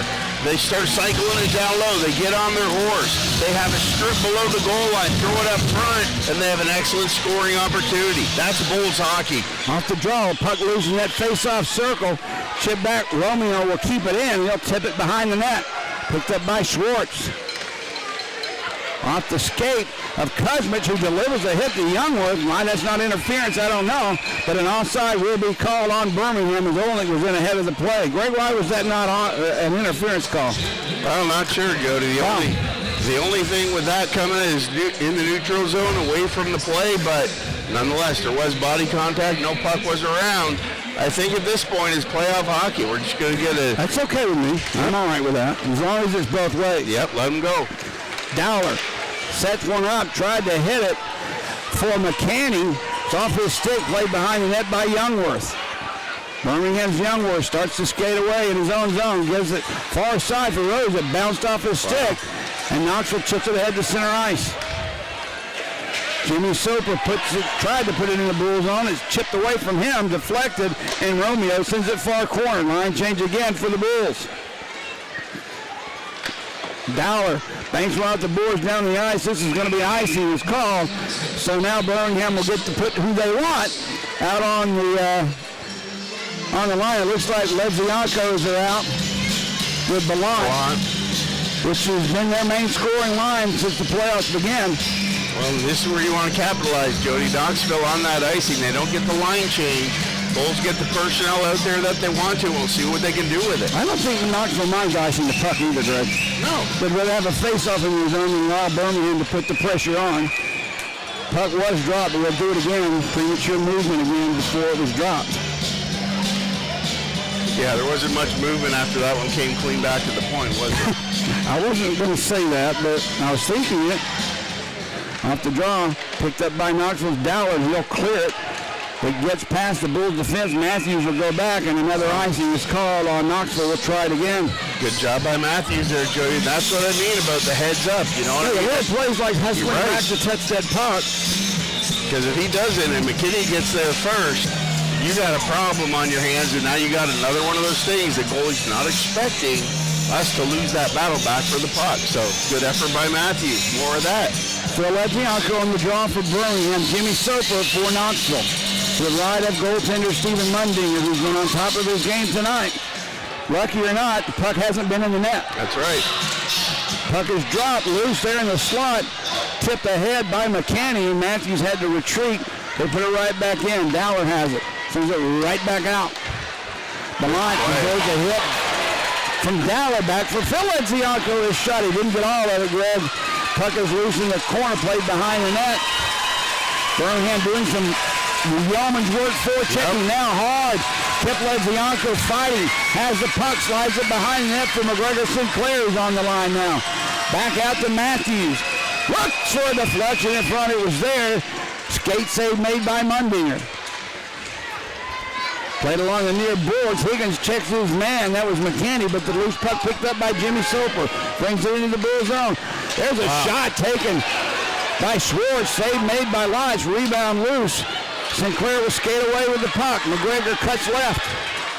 Takes the shot. Save. Rebound came out. But steered right back in with a stick. Mundinger covers it up. As Higgins was in, just a little off pace. Face-off will be to Mundinger's right. A first media timeout of the second period. Still 2-0 Knoxville. Well, and you can see, Jody, Mundinger doing a much better job with that second effort, getting out to cover up those rebounds. And the Bulls, the shots are there, good shot selection, keeping it low, but they've got to wait until those guys in the crashing lane get a little bit closer to Mundinger, because as soon as it hits them, there's going to be a rebound, unless they put it up high. Mundinger seems to be in a zone. Is that true? I know it is. Why am I asking? When you get in that kind of a zone, it feels like you are a brick wall and there's no space in the net. It feels like you can stop everything, does it not? Well, that's what they say about goalies, Jody. You got to be good to be lucky. Well, you were one. Tell me. I mean, that's it. You get in a zone like this, like the time we played in Johnston, I was on my back in the paint, my feet hanging up by the top of the crossbar, and a guy shot the puck up and it got wedged between the toe of my pad and the bottom part of my pad. You just have those kind of games, and Mundinger's having one now. So how do you do that? You keep moving forward, you keep putting pucks on them, and you got to break that wall. You got to put a crack in the ice. We need one of my patented garbage greasy goals right now. And we're working hard enough. We're going to get one here. Face-off controlled by Knoxville, picked up by Osick. He'll skate. He's hounded, but still manages to get to center ice with the puck, brings it in the Bull zone, drops it for Williams, takes the shot, knocked into the corner by the Bulls defense of Scahill, and here comes Sinclair, he just chips it out. Williams goes down, loses the puck. Taylor Barley picks it up for the Bulls. Sets it up far side for Scahill. This one's going to come down, no icing, no rule, it could have been touched. Sinclair trying to get the puck away from Williams along with Toby. Carson Rose comes up with it. Rose along the near boards, back for Youngworth. He takes the shot. That one goes behind the net. It was deflected by Toby. Kozerev chips it back to Rose, far boards. Carson looking for his first goal, takes the shot, blocked down in front, and never made it through to Mundinger, and Knoxville clears. Branshaw has it. Tried to get past Youngworth with a nifty move, it didn't work. Puck sent to the near boards. Kozerev and Williams fighting for it. Scores free and now out to center ice. Cody Schwartz will send it near side for Kyle Soper in front of the Bulls bench. He lifts one high, and that was out of play. So we'll have a face-off, I believe, coming back deep into the Knoxville zone. 13 minutes to go, second period. Knoxville with a 2-0 lead over the Birmingham Bulls. I still said my entire life, 2-goal leads make me nervous. But when you're on the other end of it, Greg, down 2-0, it makes me sick at my stomach. Well, I live in that world, Jody, where we're one shot, one goal away from being back in this one. Yeah, that's my entire point of being a dangerous lead to a 2-goal lead. But, well, I really want to get that one goal back, you know? Here comes Mitch Atkins, brings it into the Bull zone. Couldn't get it past Youngworth. Puck comes all the way into the crease. Now behind the net, picked up by Kuzmich. Ryan Romeo on him. Played behind the net by Schwartz. Birmingham takes it away. That's Andrew Bellant. Backhands one far boards. Schwartz keeps it alive, but finally Birmingham gets it out, but right onto the stick of Kyle Soper. Now Kuzmich has the puck. Almost had it taken away, but he finds control and sends it in. So around the far boards, chip to center ice by Kip Lezianko, and Brendan Dowler has it for Knoxville. Soper knocked down by Kip Lezianko. Birmingham will change lines as the puck went in deep. Soper has it behind Mundinger. Phil Lezianko watches him. Far side, Mitch Atkins. Tried to get it for Sonato. Ryan Romeo intercepted that. Loose puck chipped back into center ice. Raposo has it for Knoxville. Taken away by the Bulls. Now it's loose. Sonato gets it ahead to Jimmy Soper. In front, scores a shot, save made by Lott. What a pass, though, by Soper to a streaky Cody Schwartz. Lott had to be big there. It was 3-0. Well, you talk about the difference in the game from Wednesday to tonight, Jody, and one difference that has been made by Knoxville is the addition of Sonato. Yeah. And while he, hasn't demonstrated that he's got a, killer shot like Williams or anything like that, what the kid does bring is speed and energy, and that was one thing definitely missing in the first two periods Wednesday night.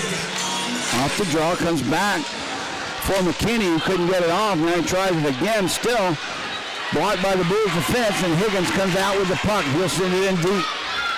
Giving chase to Sinclair.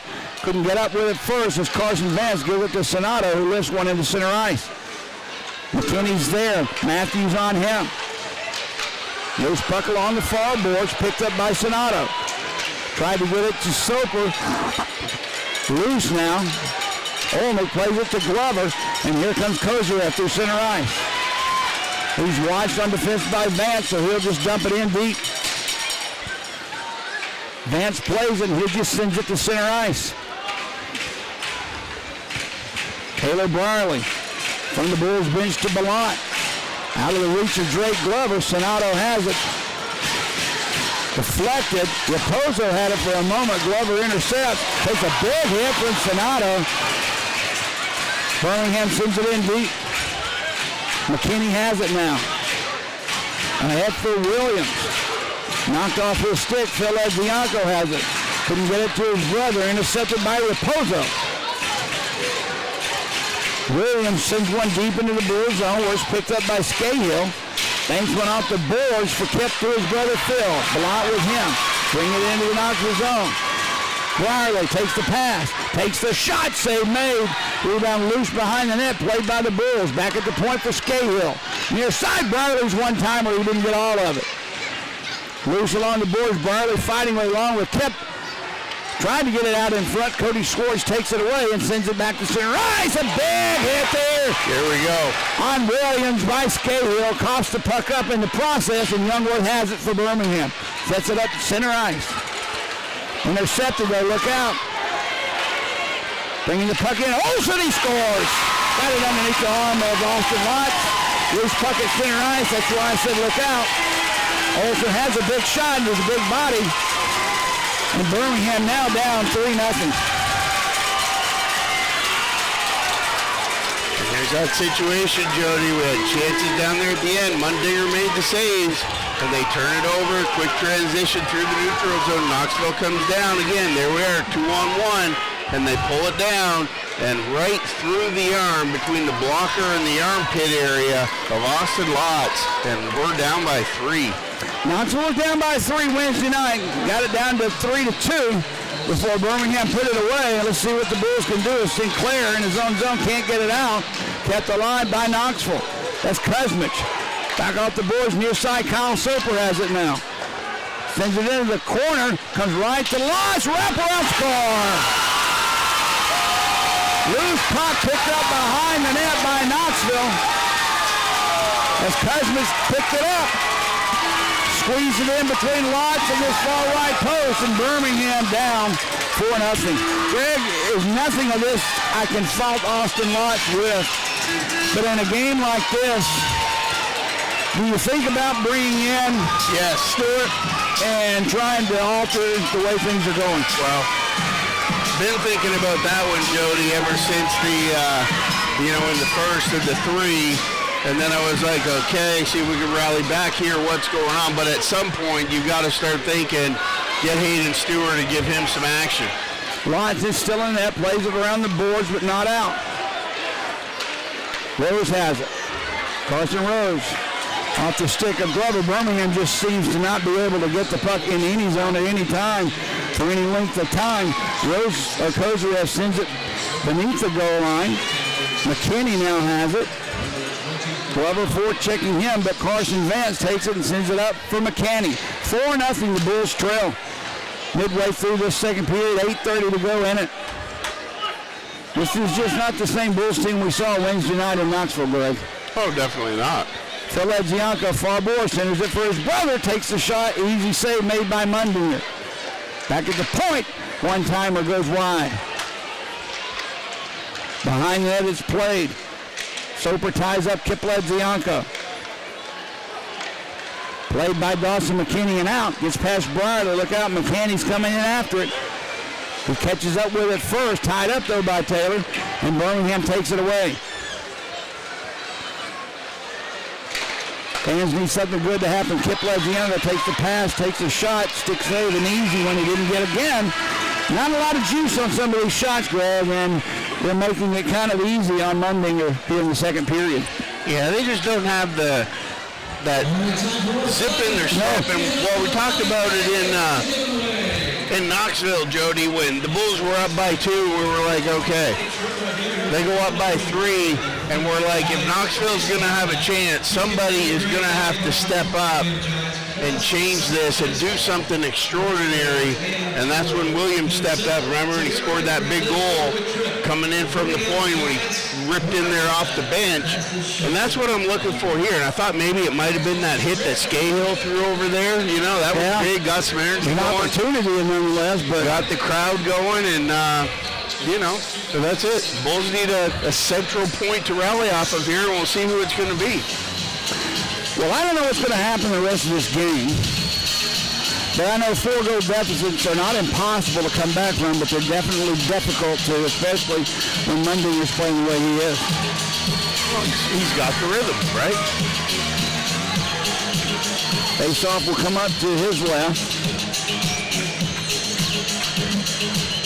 Troy McTavish on the draw for the Bulls. Derek Osick for Knoxville.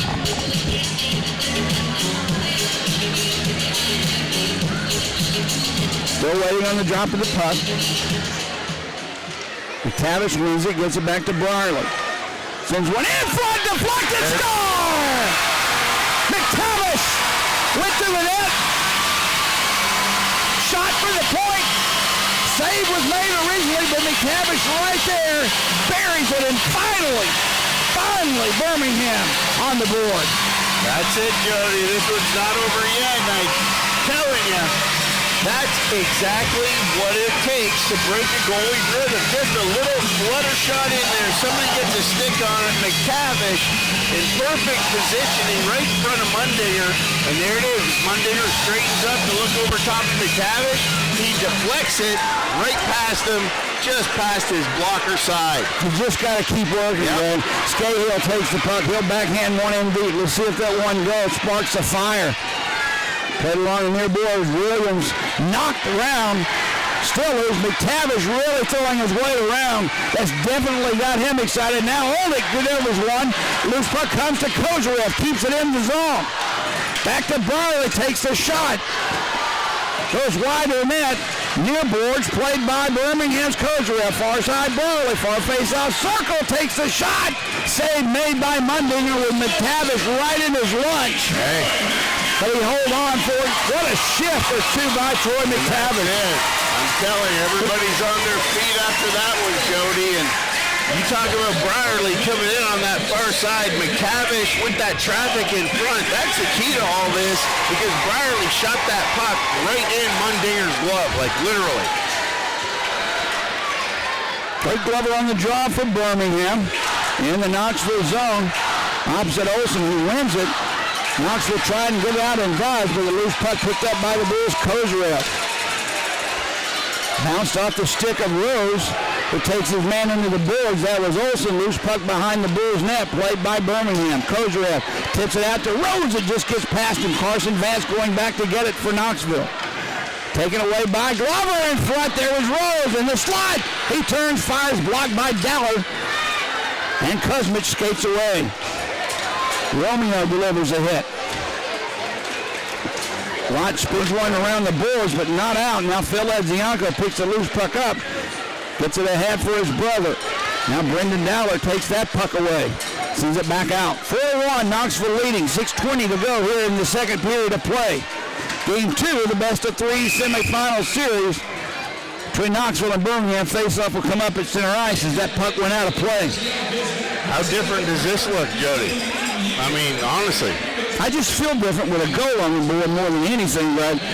But I hope the mentality on that Bulls bench is he's not unbeatable. Well, I feel different because I'm seeing some fire here in the legs. You know what I mean? They picked it up, no doubt. That's the biggest tell of where you're at, and the Bulls are skating now. Thurston sends one deep, stopped by Mundinger. He'll try and clear it around the boards, but not out. Matthews, a shot save made by Mundinger. He never really saw it. He just went down and it hit him. Birmingham doing a good job, keeps it alive. Kipledzianko down low for Ballant. This pass taken away by Sopers behind the Knoxville net. Now Kipledzianko comes in along with Cam Toby of Knoxville. That comes free. Matthews is there for Birmingham, who had pitched in front. Nobody was there for Birmingham to deflect. Kept alive by the Bulls. Taken away now by Dawson McKinney. He skates away. 5.5 to go. Chipped ahead for Sonato. Lotz replayed himself behind his own net. Puck comes free for Ben Higgins. He's hit. Puck taken away by Sonato. Whistle blows. We're going to have a slashing call. I do not know who it is. I believe it's going to be on Ben Higgins. Yep. So Ben Higgins coming down the wall there, Jody, right in front of the benches.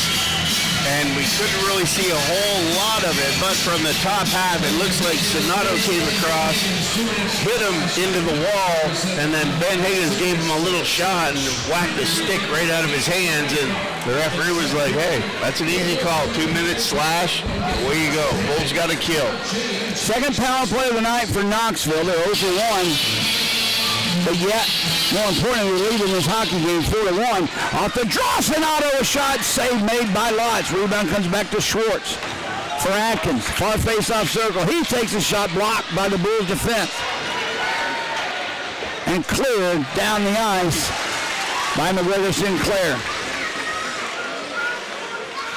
Schwartz with the puck. He'll drop it back for Sonato. Fresh off the IR, Anthony Sonato can't get past one line of Bulls defense. Youngworth takes the puck and slides it far corner. Schwartz very active in this game defensively. They're leaving the offensive zone. Well, he'll drop it back. Osick with a burst of steam gets by. Big hit there by McTavish, but it comes to Mitch Atkins back at the point to Schwartz. Cross-ice pass Kuzmich. He didn't connect. Romeo ties him up. Derek Osick tries to get it far side. Back at the point is played for Schwartz. Near side Sonato at the point. Osick a one-timer save made. Rebound loose. Romeo had a whack at it. Didn't get it down the ice, but now he does clear it completely down. And with 45 seconds of power play time remaining for Knoxville Birmingham, desperately trying to get back into this one, trailing by 3. McKinney slides one behind the net. Austin Lotz plays it himself around the boards, not out. Now it finally gets out. A nice pass by Phil Edzianko, just out of the reach of Andrew Belano. He was gone, Greg. Well, it's one of those things, Jody. You got to be careful when you're on the power play. You aren't too complacent. Knoxville brings it right back in the zone. As Branshaw with a shot, he was tied up for a moment and slid the puck behind the net.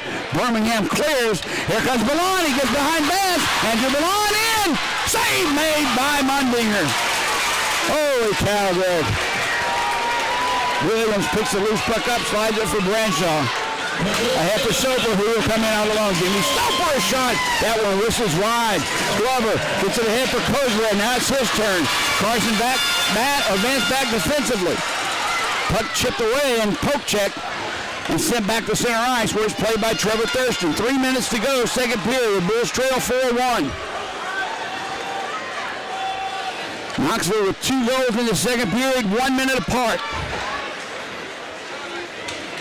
Played at center ice by Taylor Briley. Taken away by Jimmy Soper. Cahill now has it for Birmingham. Near side for Briley. Ahead, Phil Edzianko drops it back when he should have shot, and back the other way comes Knoxville. Soper has it. Avoids the hit from Briley. He'll just send it in the near corner where Kipledzianko had it, tried to clear it, couldn't. Taken away. There's a deflection by Mitch Atkins. It didn't get through to Watts, and Phil Edzianko tips it in. Line change for the Bulls. Still some hard work going on down there, Jody. That's what the Bulls need. Now we got to get these pucks, got to transition, get one past Mundinger. Now Atkins sees it in the Bull zone. Here comes Ryan Romeo with the puck. He'll slide it in deep. McTavish is there. Sends one in front for Sinclair. Loose. Still loose. Slid into Mundinger. And I believe Knoxville will cover it up. One of the players, I don't believe it was Mundinger, landing on top of the puck. And it was. It was Mitch Atkins laying on top of the puck. Nice attendance, 28-41. Here at the Pelham Civic Complex, hoping that Birmingham, now Oleg and Mundinger having some words, Oleg trying to get under the skin of Mundinger. I don't think that's going to work. I think Mundinger was kind of a happy, jovial, lucky, big guy that he smiles and laughs at everything. He just kind of walked or skated away from Oleg. He looked like he towered above Colton Oleg. Oh, absolutely does. But you know what I like about that, Jody, is Olmec is trying something different. You know what I mean? Hey, up to this point, we've never had a reason to try and get underneath Mundinger's skin up to this point in the series. But now, hey, Olmec's recognizing, he's going to say, hey, how's this guy going to handle this? What's he going to do? So, nothing wrong with that at all. I like it. If there is a game 3, it will be tomorrow afternoon at 2 p.m. here at the Pelham Civic Complex. I'm never a fan of matinee day hockey. I think hockey is a night sport. And I am old school, admittedly. But I'm really worried about one thing about tomorrow, if there is a game 3, and that's the attendance. There's a lot of Knoxville fans here in this building that will be here tomorrow night, or tomorrow afternoon. Off the draw, played by Knoxville, back out. All the way down the ice, going back to get it, is Youngworth, and an icing is called on Knoxville. And I like this, Jody. What we're seeing right now is Knoxville's in a situation where they're starting to wear down. The Bulls are starting to pick it up, and just like we saw late in the third period, Knoxville pulled it up, tried to get something going, and I think the Bulls, they get another one here in this last minute and 48 seconds, and now we've got a different look at the third period coming up, only being down by 2. Face off to the left of Stephen Mundinger. Knoxville in the third period throughout the regular season, Greg, goal differential of -24. Wow. They are +3 in the second period and have added to that tonight. Off the draw. Puck loose along the near boards. Sent back and out in the center ice. Romeo will have to go back and get it before Atkins catches up with it. Romeo lost the puck, picked up by Olsen, and he'll slide it in. Romeo has it. I have for Sinclair to Olnick, taken away from him by McKinney, who saw that pass coming a mile away. Youngworth ahead to center ice, picked up by Cantoni. We're about a minute to go, minute 10 to go here in the second. Bulls trail 4-1. McGregor Sinclair with the puck for Birmingham. Far side for Youngworth. Brings it into the Knoxville zone. Backhands one behind the net. Toby has it. Carson Rose is there, tried to take it away. It's chipped for McKinney, who's pressured by Drake Glover. Puck comes free. Glover will give it up for Kozarev. Far face-off circle. Nikita in front, looking for a backdoor deflection from Thurston. He couldn't time it right. Matthews has it. Kyler has a cannon, gives it to Kozarev. One-timer. Matthews save made. Rebound loose. Still loose. Covered up by Mundinger as he all just sprawled out, reaching those big, long arms out. Got the puck before Birmingham Thurston could put a stick on it. And once again, that close, Greg, but no cigar. Well, Jody, but that's what it takes. And that's what we didn't see in the first period. Bodies in front of the net, battling for the pucks, whatever it takes to get in there. And talk about a scoring opportunity. There's nothing fancy about blasting a puck low from the point through traffic. And then it just becomes all about who's got the will to get that one. Mundinger down, splashing around out there. I mean, holy cow. 2 and 3 rebounds with every low shot. It just takes one stick on the puck when he's down like that. That's it. And it's in. Face off. Telebianco, opposite Jimmy Soper, won by Knoxville. His brother Kyle sends it to center ice. Connor Scahill backhands one right back in. Kip Ledzianko, good job of forechecking. Knocks Soper off the puck. He gets back up and finds it ahead for Branshaw, and Williams takes it. 4 Bulls back defensively. Tyler Williams near boards. We're down to 10 seconds to go in the period. Branshaw had it and lost it to Scahill. Down to 5 seconds. Kip Ledzianko. Look out. There's a shot. Soper's stick exploded. That one-timer. He never had a chance. And that'll do it for the second period of play. But Greg, we were down 2 after 1. Now we're down 3 after 2. We have seen this Birmingham Bulls come back from a 5-2 deficit and win. But it took extra time to do it. And some heroic efforts from a lot of players. This team's still in this hockey game. The fans, more importantly, are still in this hockey game. And all I believe it will take is just one more, and then you really feel like you can put the pressure on. But I don't think Birmingham's going to be able to be afforded the time to come out in the third period and do anything more than take chances. Well, that's it. They're going to have to come out off the hop. You're going to have to roll the dice. And you're going to have to throw everything in a bar of soap at the net and no hold butter, as well. And that's it. And that's the bottom line, Joey, because you nailed it earlier when you said Knoxville, they have to come back to the house and get everybody around. Well, what does that do? It eliminates all these scoring opportunities that they're getting by stretching the ice and moving quickly in the transition turnovers. It takes all that away because everybody's down there. So, with the Bulls, 2 or 3 opportunities down there. Mundinger is just laid out, and that's, even Florent coming down on that breakaway. You know what I mean? Mundinger, or Blanc, I'm sorry. What did I say, Florent? Yeah, that's a goalie. Different team. Yeah. Well, bottom line is, through 40 minutes of play, Birmingham's on the short end of the 4-1 score. More than capable of coming back and winning this. And I always remember my dad, he's gone now, of course, but when he was a kid listening to the Toronto Maple Leafs on the radio, he and his brother were at a friend's house because they're the only ones that had the radio, his friend.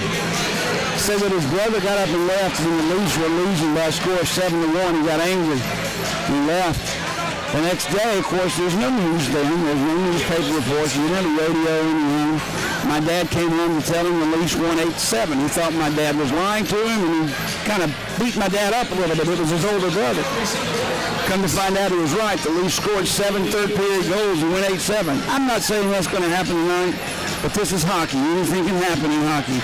One goal leads to another. One chance leads to another. I'm not giving up hope. We've got a chance in this hockey game. It's all about momentum, Jody, and right now that's it. You got to go down there. You got to put the war paint on. You got to come out because at the end of the day, you've minimally got 20 minutes or you've got 80 minutes of hockey against this team in the next 24 hours. You got to go and you got to set the tone right now coming out.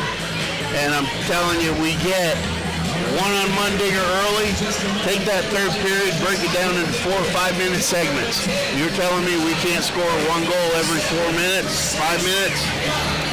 We'll see what happens.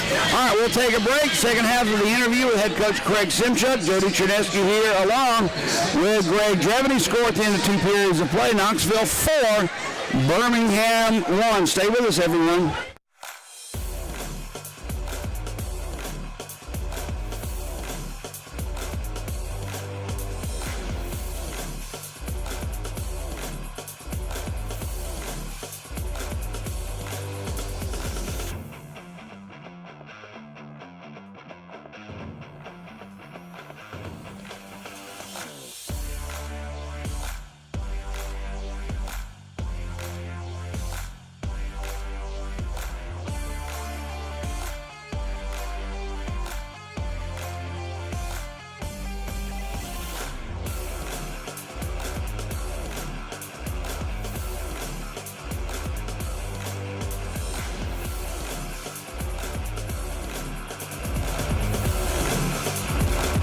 Let's talk about their goaltender, Stephen Mundinger.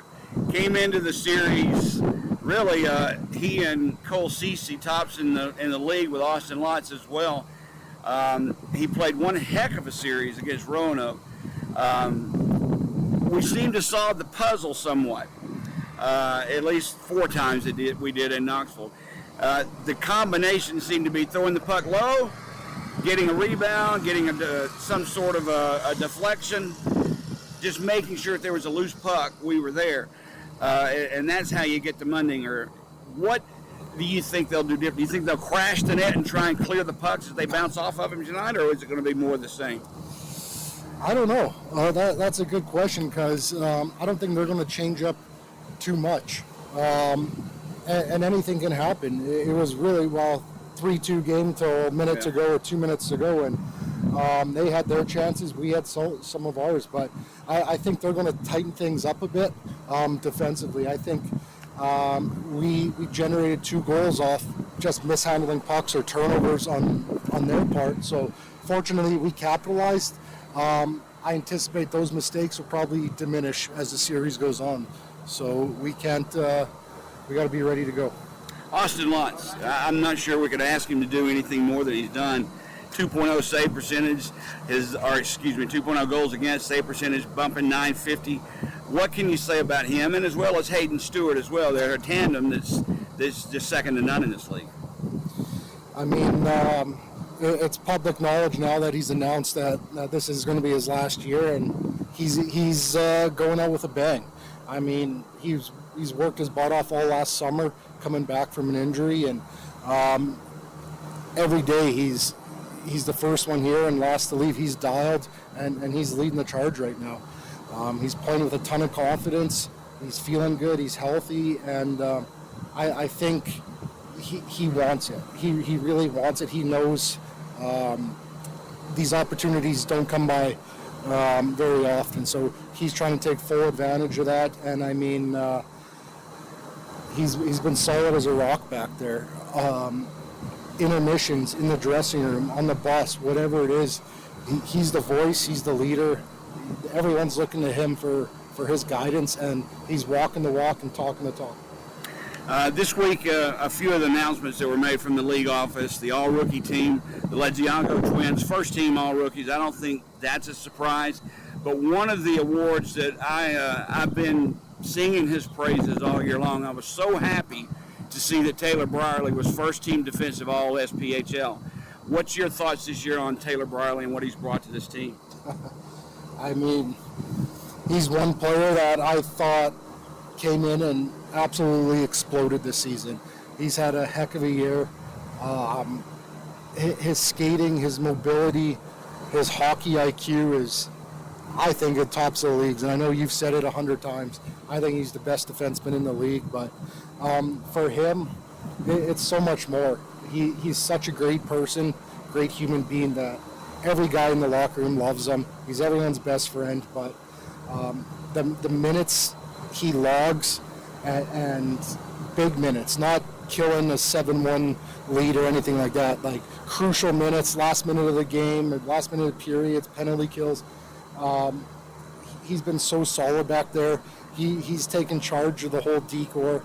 When a guy like Connor Scahill comes in, TB takes him under his wing, under his guidance, shows him, talking to him on the ice, off the ice, showing him and helping him with the transition. And I mean, he's been a pleasure to work with, and he's one heck of a hockey player.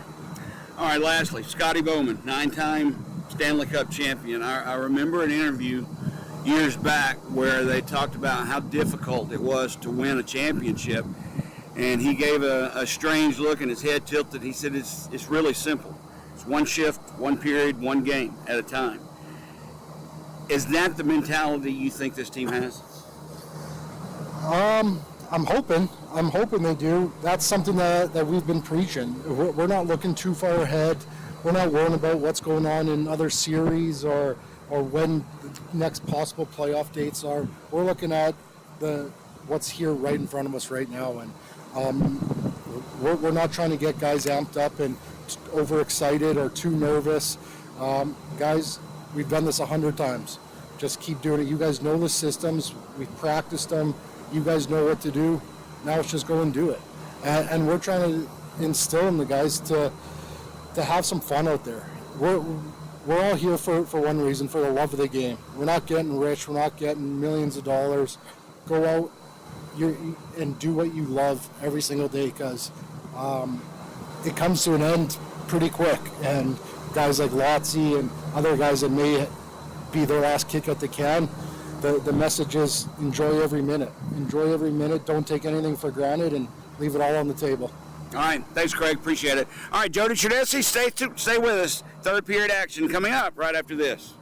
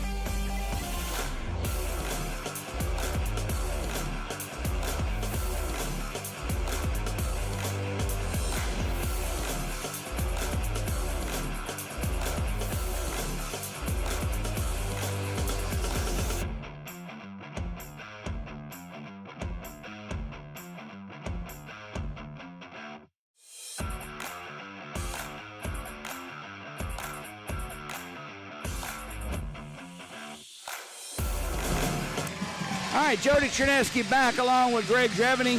4-1 to score Knoxville at the end of 2 periods of play. And Greg, we talked a little bit in the intermission about Kevin and Tammy McTavish. There's a gentleman by the name of Grandpa Sonny McTavish back in Canada, Ontario. I was told listens and watches these games religiously. It's like what he really loves to do, and I'm so happy that his grandson Troy got to score tonight so he could see it and actually be involved in it. To that point, you know he had to be so happy. He was Troy's first coach. He coached Kevin, his dad as well. There's 3 generations of hockey in that family. But Grandpa Sonny, I wish you were here. I would love to meet a gentleman like you. You sound like my dad. And loving hockey, doing anything you can to help the sport. And it would be really nice if you were here. I really mean that. Worked for Johnson & Johnson his whole life. Coach hockey, loves the game, loves his family. He's back at home listening and watching tonight.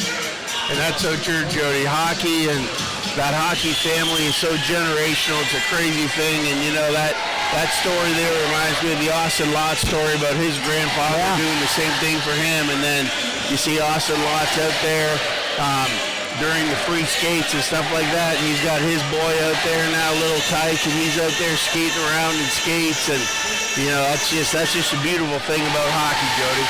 There is a chance in this, Greg, as I said before, Birmingham or Knoxville minus 24 goal differential during the regular season. But this is the playoffs. This isn't the regular season. Totally different ball game. Totally different atmosphere. Wow. And you know, it's not supposed to be easy to win these games. Minus 24, let's turn that into a minus 28, Jody, and let's get out of this one because at the end of 2 periods, just for a quick SDHL update, Evansville 2, Peoria 1. McKinney takes the puck, slides it behind the net, Lott stops it. Goes it to Briley, loses the puck. McKinney's shot deflected by Phil Ezianko into the corner. Played behind the net, Jimmy Soper has it.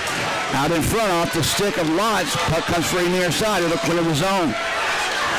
Ledzianko far side for Phil. He's hit by Kyle Soper, played behind the Knoxville net. 3 men deep. 4 now for Knoxville. They're not going to allow you anywhere near Stephen Mundinger, that's for sure. Puck along the near side. Romeo is pitching in and comes to his off-wing side. And it's cleared by Knoxville. Schwartz sets it up far side. Sonato has it.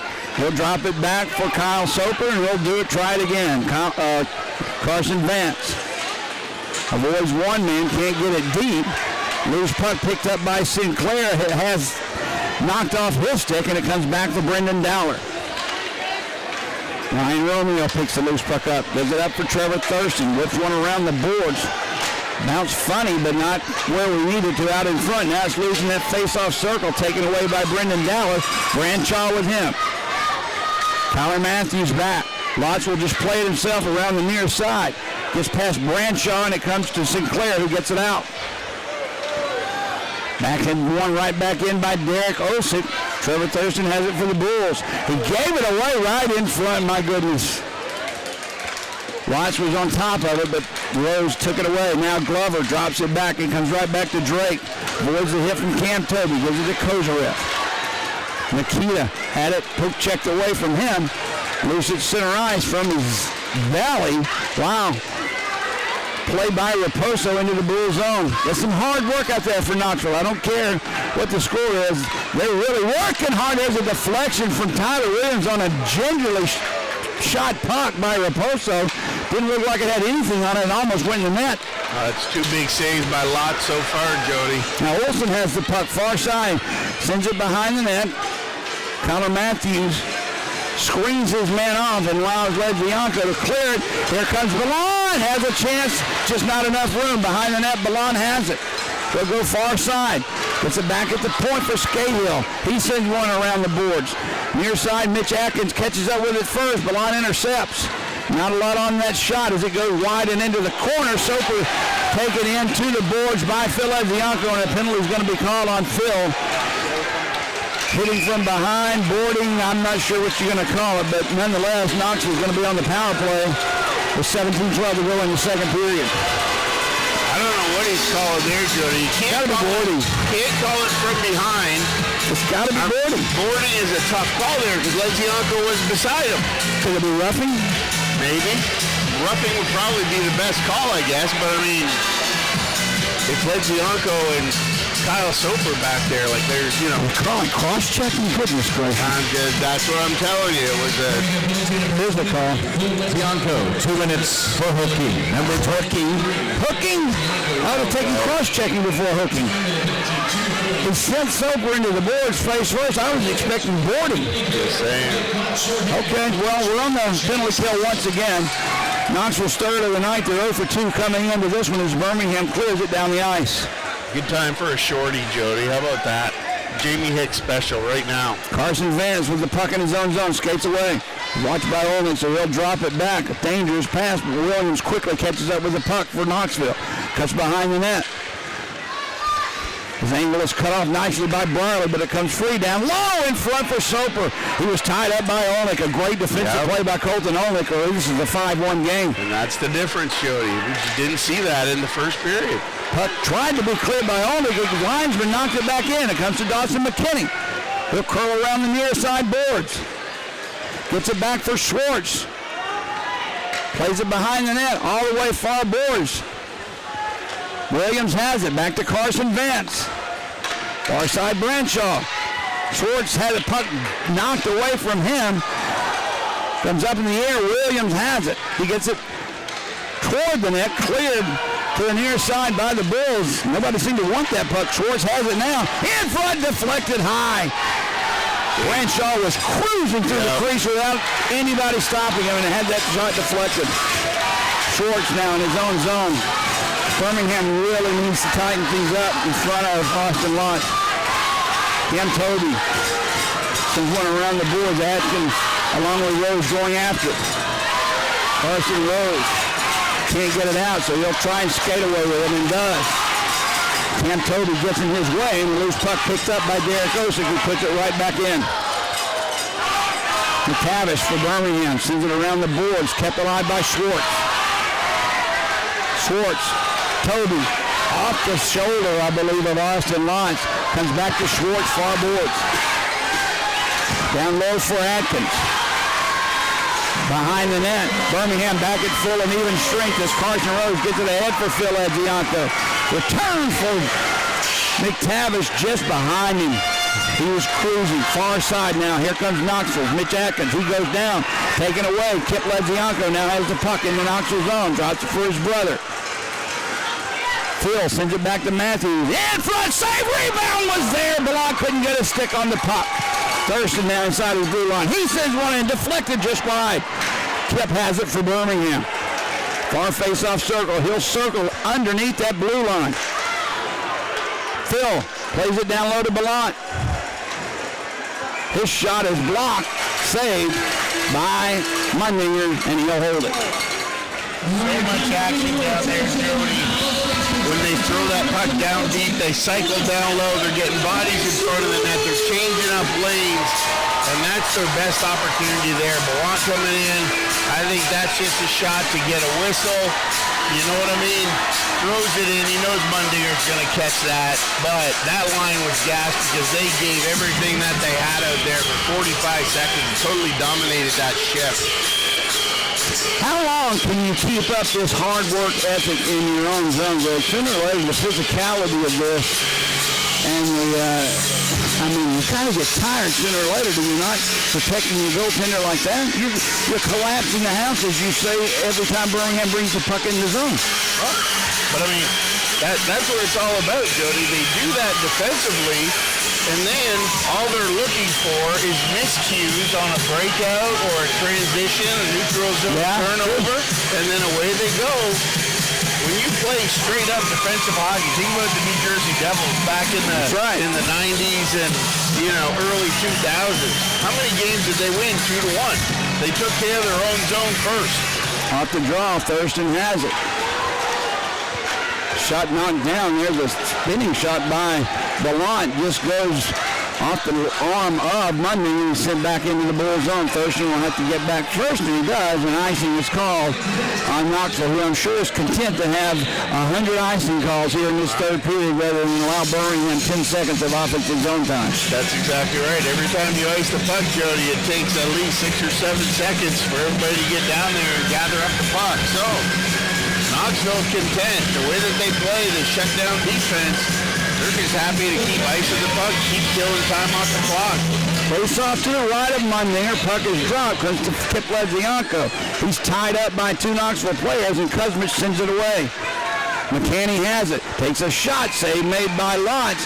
As Thurston got back defensively, McCanny still able to get the shot off. There was an open side to Austin Lotz's left, but he missed on it and hit it right into Austin's belly.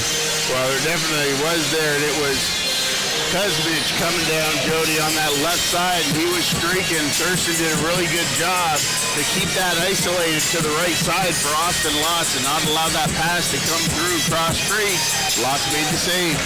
Off the draw, McKinney's shot knocked down by Higgins, or Sinclair that is, and the puck goes in the corner, played behind the net. Barley ties up Kuzmich. Loose puck comes off the stick of Olin, right onto McCanny's stick. Down low, stick save made by Lotz. Loose, right in the slot. Kuzmich has it. Centers one back at the point, gets past Vance. Right in on Mundinger, who will play it himself into the corner. Carson Vance absorbs the hit, but gets it to Dowler. Intercepted by the Bulls. Now was Olin. He loses it, and Kuzmich comes up with it, and he'll dip it in and send it deep. Lodge plays it off the boards himself. Nice pass. Ahead now. Rose has it taken away by Cam Toby. And Knoxville brings it right back in the Bull zone. Lodge will try it again. Done that twice. Another shot. That one off the stick of Branshaw. Lodge got back in his net in time. Now Rose had a chance to bring it in, but 2 players, both Toby and Raposo, tied him up. They're not allowing anybody to get in deep.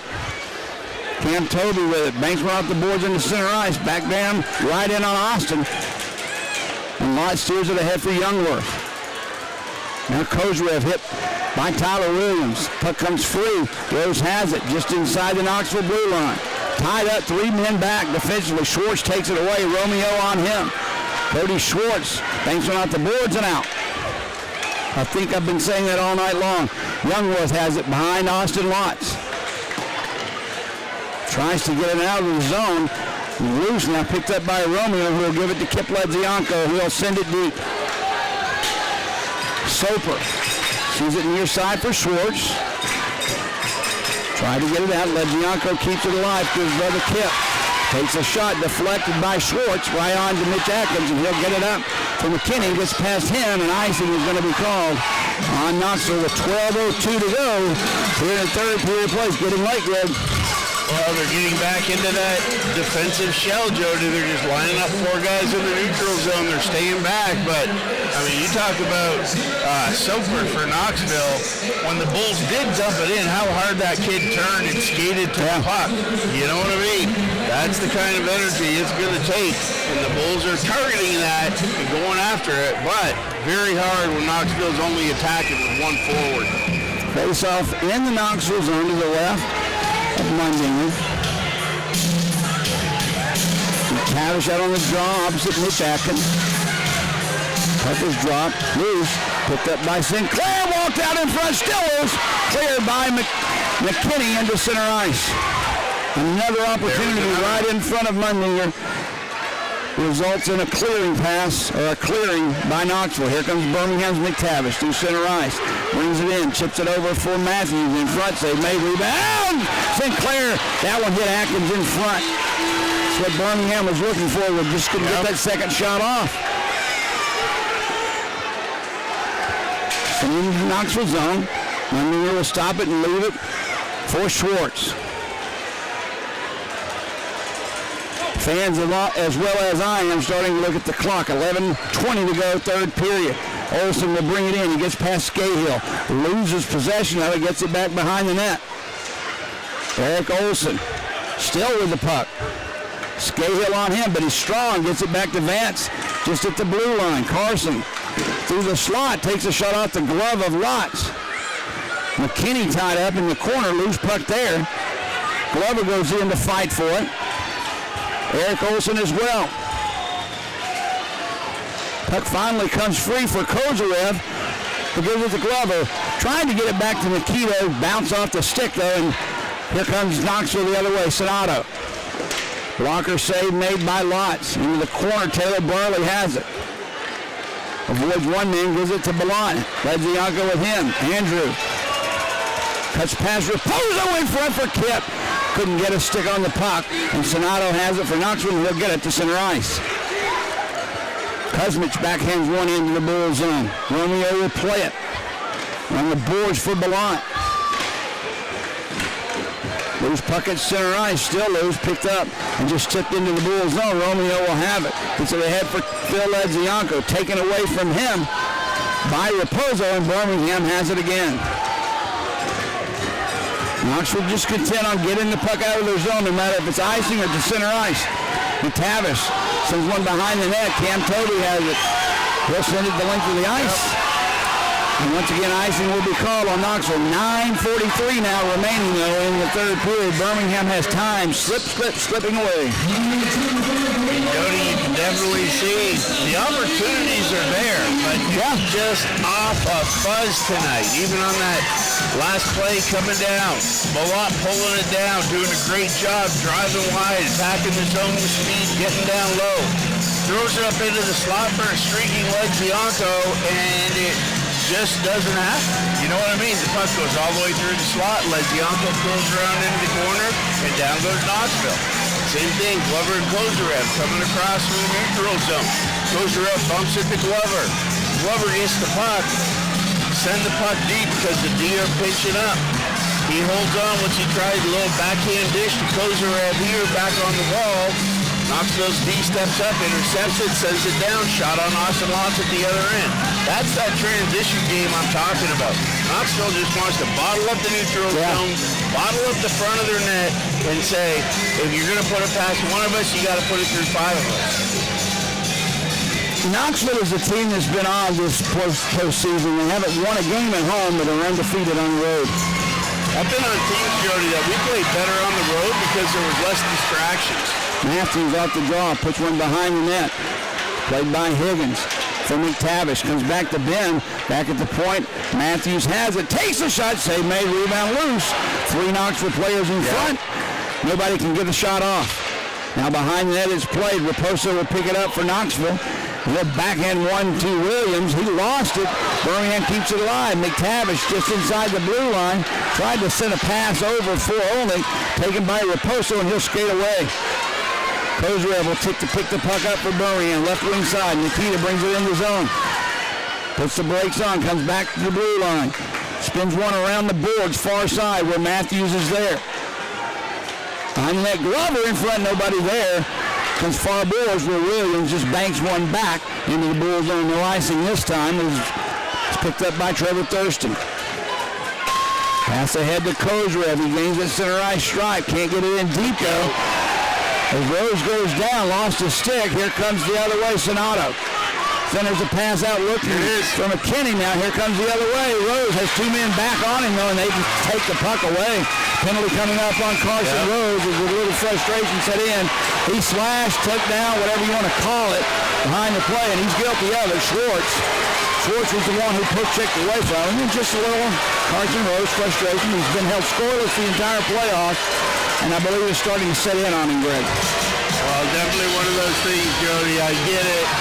Frustrated from the beginning as he was coming across trying to make a move. He got tied up with the Knoxville D. So far, his stick goes flying off over there. He's left behind the play. He gave him a hooking call. It easily could have been a slash. But either way, it's 2 minutes. But when I saw that, Jody, I was thinking to myself, if the defense can make a play here, odd man, and get that puck up to Carson Rose and he goes in, that's kind of how it goes sometimes, and he almost had it. But Knoxville is working, as you said, skating so hard that during a regular season, that's a Carson Rose breakaway. Yep. Not so here. Off the draw, Knoxville's advance has it. Plays it for Schwartz. Brierly on him. Knocks the puck free. And it's tied up in the corner. That was McKinney, excuse me. Now it's slid for Tyler Williams. Back for Schwartz. Off of his stick, Birmingham will try a short-handed situation. Leclaire gets past. There's a shot right off the stick of Mundinger. And a penalty is going to come up on Knoxville. Now it looks like McGregor, Sinclair, and Dawson McKinney's having a discussion. As Schwartz goes to the penalty box. Now in front of the Bulls bench, McKinney having some words for the players there.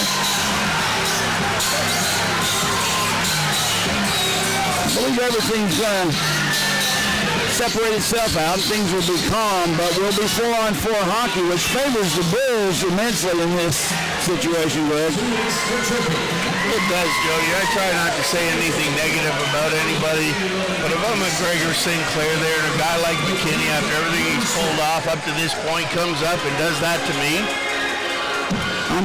he's not going to find his way back to the bench. You can't wind yourself up with a situation where you could get suspended, though, especially this time of the year. So I understand what you're saying, but I'd rather have McGregor, Sinclair on the ice than not.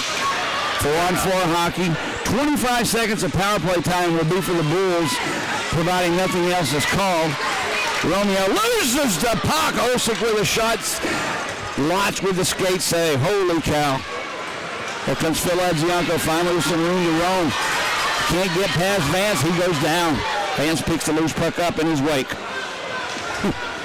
Carson Vance plays it along the near side. Through center ice. Sonato has it. For Carson Vance, 7.5 to go here in this third period. Anthony Sonato with the puck.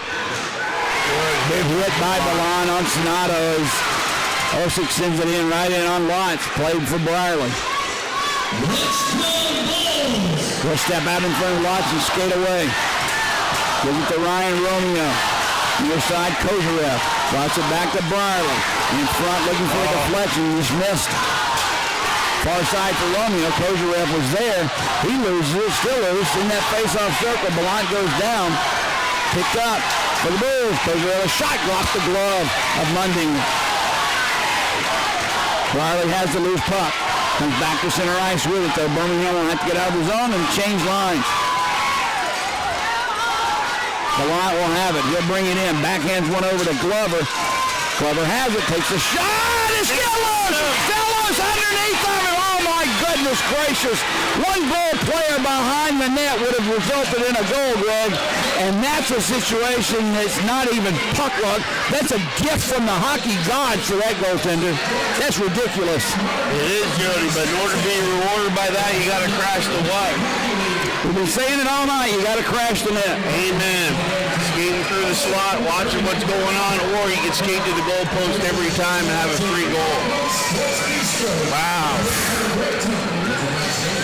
Just that kind of night. Very frustrating to be standing up here calling this game. I can't imagine how frustrating it is for the coaches and players. Face off in the Knoxville zone. McKinney. Let's see the Soper along with McGregor, Sinclair. We're 4-on-4 for another 3 seconds, and Birmingham will have a short 25-second power play. Back on the ice with Rose as Carson Vance brings the puck in the zone, slides it around the net. Maybe time for one rush on the power play for Birmingham as Drake Glover has it. He'll drop it back for Rose for Kozarev. 4 men all at the blue line waiting for Nikita. He has no choice but to dump it in. Now it's tied up behind the net as Raposo just trying to kill the remaining part of this power play out. It gets back at the point for Brierly. They killed the penalty and back at even straight. Rose takes the shot blocker, save made by Mundinger. Puck goes far side. Glover hustles over to keep it in. Behind the net for Sinclair. Vance on him. Rose takes the loose puck for the Bulls. For Brierly, top of the face-off circle through the slot. McTavish save made by Mundinger. Brierly has the rebound. Off of his stick comes to McGregor, Sinclair, try to spin out in front. There's a shot taken by Olnick, save made, and the rebound cleared to center ice. McCanny knocked down by Matthews, who will take the puck away for Birmingham. McTavish now with it. Quickly, 3 men back for Knoxville. Save again made by Mundinger. And I don't know how many more games like this Stephen Lundinger has in him, but Birmingham with 49 shots on goal, and it seems like they've had 79, now 50. Well, that shot coming down the wing right there by McTavish, Jody, that is exactly where you want to put that shot. Just about 2.5 feet off the ice, just below the blocker, right above the pad of Mundinger, and he just got a piece of that one. Off the draw, Bulls have it in the Knoxville zone. Kipledzianko's shot goes wide. Matthews has it just inside his blue line. He tries to send it behind the net. Phil is tied up, loose in the near corner. Ballant comes in to dig it loose. Now it's free. Picked up by Knoxville. That's Kuzmich. He gets it away to Atkins, and he'll clear it back into the Bulls zone. 4:55 to go. Third period. Bulls still trailing by 3. Going to take a miracle, Greg. Matthews has it. Spins in his own zone. Gets it through center ice. Too far for Ballant. Cam Toby picks it up. Gives it to Osick. And a big hit. That could be easily a penalty right there, but they're going to let it go, and I guess icing is going to be the call. Kuzmich took a big hit on the boards over there, and I don't know what's going to happen the rest of the way, but I see some frustrated Bulls that are wanting to send a message, and I don't know what the message should be. Well, bring that kind of energy when it matters, Jody. Doing it now. I mean, that hit over there on Kuzmich, that was more of a hit from behind than led Zianko down there in the corner. That's what I'm saying. I'm like, you know, either call him or you don't. I don't like this. Oh, that's okay, but that's not, and blah, blah, blah. Call it both ways. I don't care who you're calling it on. But nonetheless, I also don't like too little, too late. You want to send a message, there's a way to send it. It's not by hitting guys and doing all that. And you're being kind by saying this, by the way. Right out there. I'm just saying. I mean, you could put it differently is what I'm trying to say. You're being kind by just telling it like it is. Right. So, you got to channel this, take how you feel right now, and then you either do it right here in the next 4 minutes and 34 seconds, or you got to bring that feistiness, bring that anger, bring it tomorrow. Olnick on the draw for Birmingham. Osick for Knoxville. Both having words for each other. Tucker's dropped loose in that face-off circle. Still loose. Cleared by Knoxville. Brawley curls away from Williams. Holds on to the puck. Birmingham net is empty. 4 minutes to go. Birmingham has 6 attackers on the ice. Carson Rose with it. Tries to set the play. Every Knoxville player is at the center ice or at the neutral zone. Birmingham has no choice but to dump it in. Puck scores through the crease. Soper takes it and clears it. Osick to try and get it himself. Comes back in the Bull zone. Thinks a shot, he scores.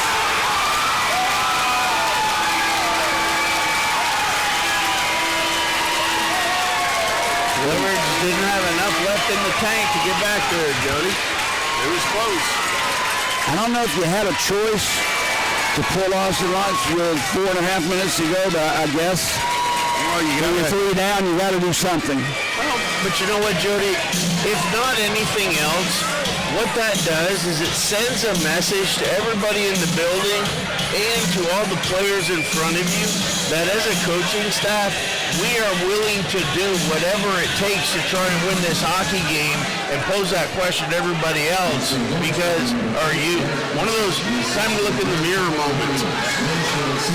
Birmingham with the puck in the neutral zone. Everybody on both teams is there. Knoxville will not allow you in the zone. If you get it in the offensive zone, they're not going to allow you near Monday. That's a tough strategy to break, Greg, as we have the puck went out of play, we have a face-off at center ice. So, I mean, I don't know what to tell you to do. I've been watching hockey my whole life. You played it. That's a tough system to break. Well, it is. If there's only one way to get around it, Jody, you've got to send more guys. You got to play a swarm. You got to outwork them. Yep. Because right now it's not that way. They're outworking you. Off the draw, Birmingham has the puck at neutral ice. That's Ryan Romeo with it. Goes it up to Youngworth at the head. Here comes McGregor Sinclair. Avoids the hit, but the puck squirts into the zone in the far corner. Taken by Youngworth. He'll slide it behind the net. McTavish there. Vance on him. Behind the net, played by Brendan Dowler. He'll bank one off the boards and out in the center ice. 3 minutes to go. McTavish with the puck. Sees one into the near corner. Dowler there first. Takes the hit from Kip Ledzianko. Puck kept alive by the Bulls. Kip's working hard at least. Comes to his brother Phil. Back to Romeo. Near side Thurston. In front, deflection by Kip, goes wide. Phil sends it back to Romeo.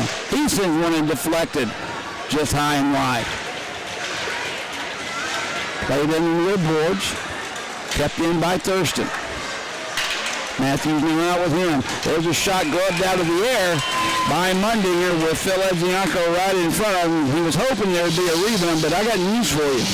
Even if Mundinger touches that puck, there's a man on Phil Ledzianko that's not about to allow his stick to even get on the ice for a shot.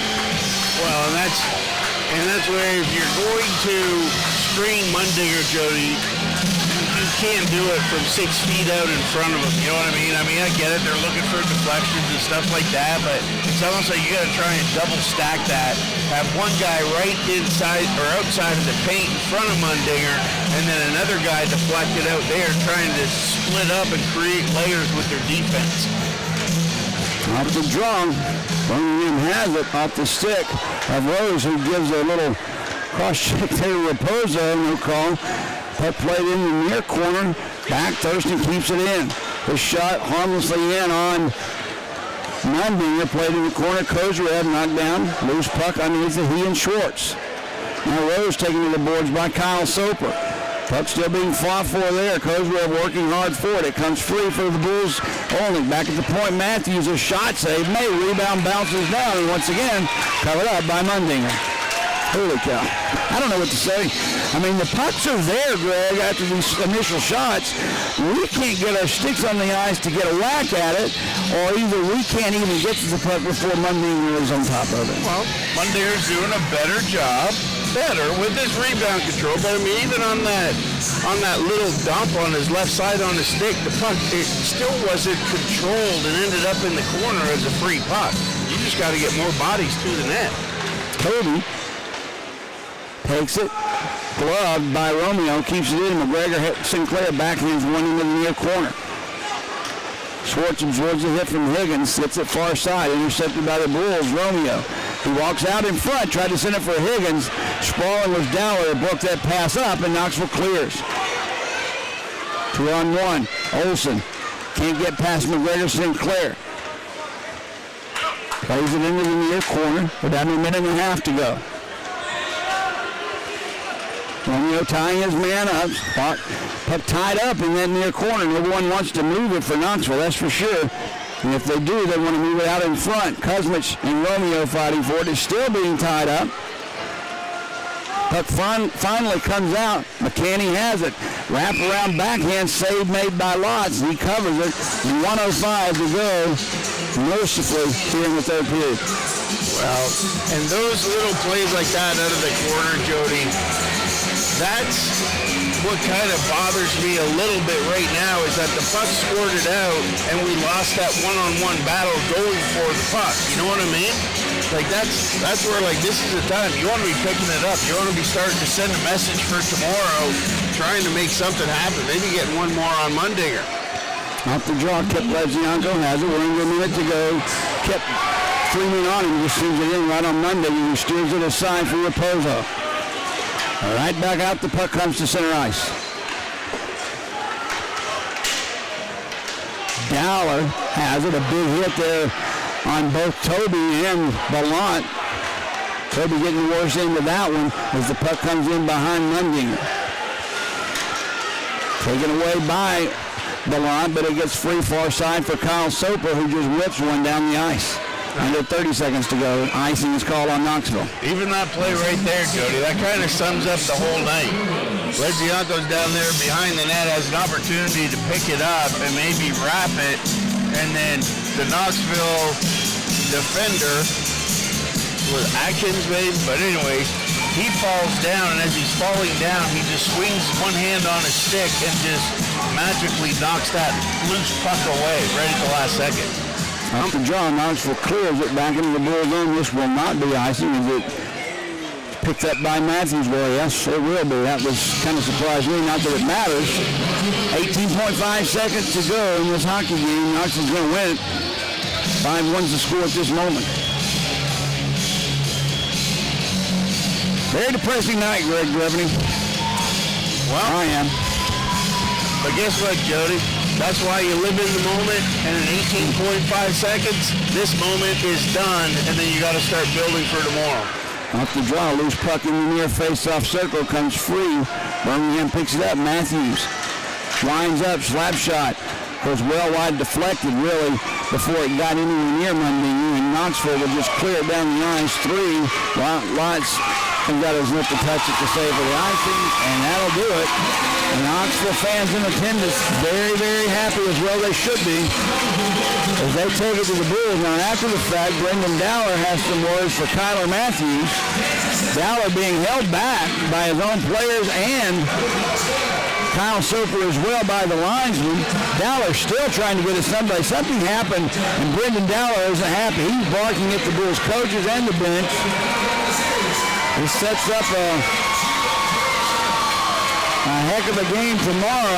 All the Knoxville players are trying to get Dowler back. The linesman stepping in between them. Did Dowler have a shift today, Jody?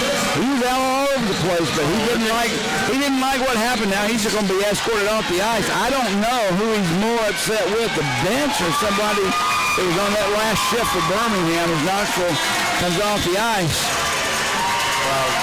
Soper goes to get his brother. And, Kyle Matthews, Jody, he did step up on, I'm not sure which Knoxville forward that it was there. And granted, there was only about 6 seconds left in the game, but he still stepped up in the neutral zone and threw the body like he would, and I don't think that they like that very much. Now Drake Glover and Kyle Matthews having a discussion with the Soper brothers. Olnick stops as well as McTavish to see what's going on. The linesman and the referee trying to get him off the ice while another referee surveys the situation. It looks like everyone's going to go where they belong. Back into the locker room. Dowler still on the bench, hot about something, still screaming. He was sent to the bench a minute ago, literally 60 seconds ago, and he's still there, hot about something. It is what it is, but at the end of the day, Jody, this one is over. It's over, and we'll be back tomorrow afternoon for a Saturday afternoon hockey game here at the Pelham Civic Complex, and a deciding game of this semifinal series between Birmingham and Knoxville. This is Birmingham's first playoff loss of the season after 3 wins consecutive. But because of the shortened series, best 2 or 3, it seems like it's a 3-game loss tonight. Because it's a deciding game tomorrow, no matter what. Absolutely. And hey, that's why, Jody, it's so important. And down the stretch, where the Bulls came in, they put that big streak of wins together. This is exactly why you did it. Otherwise, you're back on the bus tonight, and you're going to Knoxville tomorrow. So the good news for the Bulls is they will have a chance to come back and gain their redemption tomorrow. But they got to come out of the gate harder, especially in the defensive zone tomorrow. You know what, Greg? I disagree with you. I'm more concerned about how we solve the collapsing of the house situation as they're doing with Monday. We had 54 shots on goal tonight, and all of them came from outside in the perimeter, basically. Now, he made some miraculous stops and some very lucky saves as well, but nonetheless, we got to do something so we can get a rebound or two or get our stick on a puck when it's loose, and we didn't do that tonight. Well, we didn't, Jody, and what do you do in that situation? 2 things. You got to outwork them is the end of the story. That's it. You got to outwork them on the one-on-one battles, and just like Knoxville did, they threw the puck at the net from everywhere. Why did they do that? Because that's where they were sending all their guys. They didn't have guys over on the far wall. Everybody was collapsed in on one quarter of a zone, and they moved as a unit all over the ice in that pack, and that's why they had more sticks in front of the net at certain times than we did. Okay, that means tomorrow afternoon, 2 p.m. here at the Pelham Civic Complex, Game 3 of this best-of-3 series. Whoever wins goes on to the finals. If you don't, the season's over. It's that simple. Final score, Knoxville 5, Birmingham 1. For Greg Dreveny, I'm Jody Chernesky. Thanks for joining us, everyone. If you can't make it tomorrow, we'll be right back here. You can tune in, but I would love, and you would too, to see a deciding game. They don't happen very often, a sudden death game, but we have one here tomorrow. Game 3, Game 7, you name it. And yeah, 2 o'clock tomorrow. And on one hand, Jody, with it being Easter Sunday coming up, a 2 o'clock game gives you lots of opportunity to get out here. But Birmingham, Alabama, Pelham, Shelby County, Jefferson, everybody needs to come out here tomorrow and put a little bit of presence pressure on this Knoxville crowd. Okay, that'll do it. For Greg Dreveny, I'm Jody Chernesky. Thanks for joining us, everyone. Until tomorrow.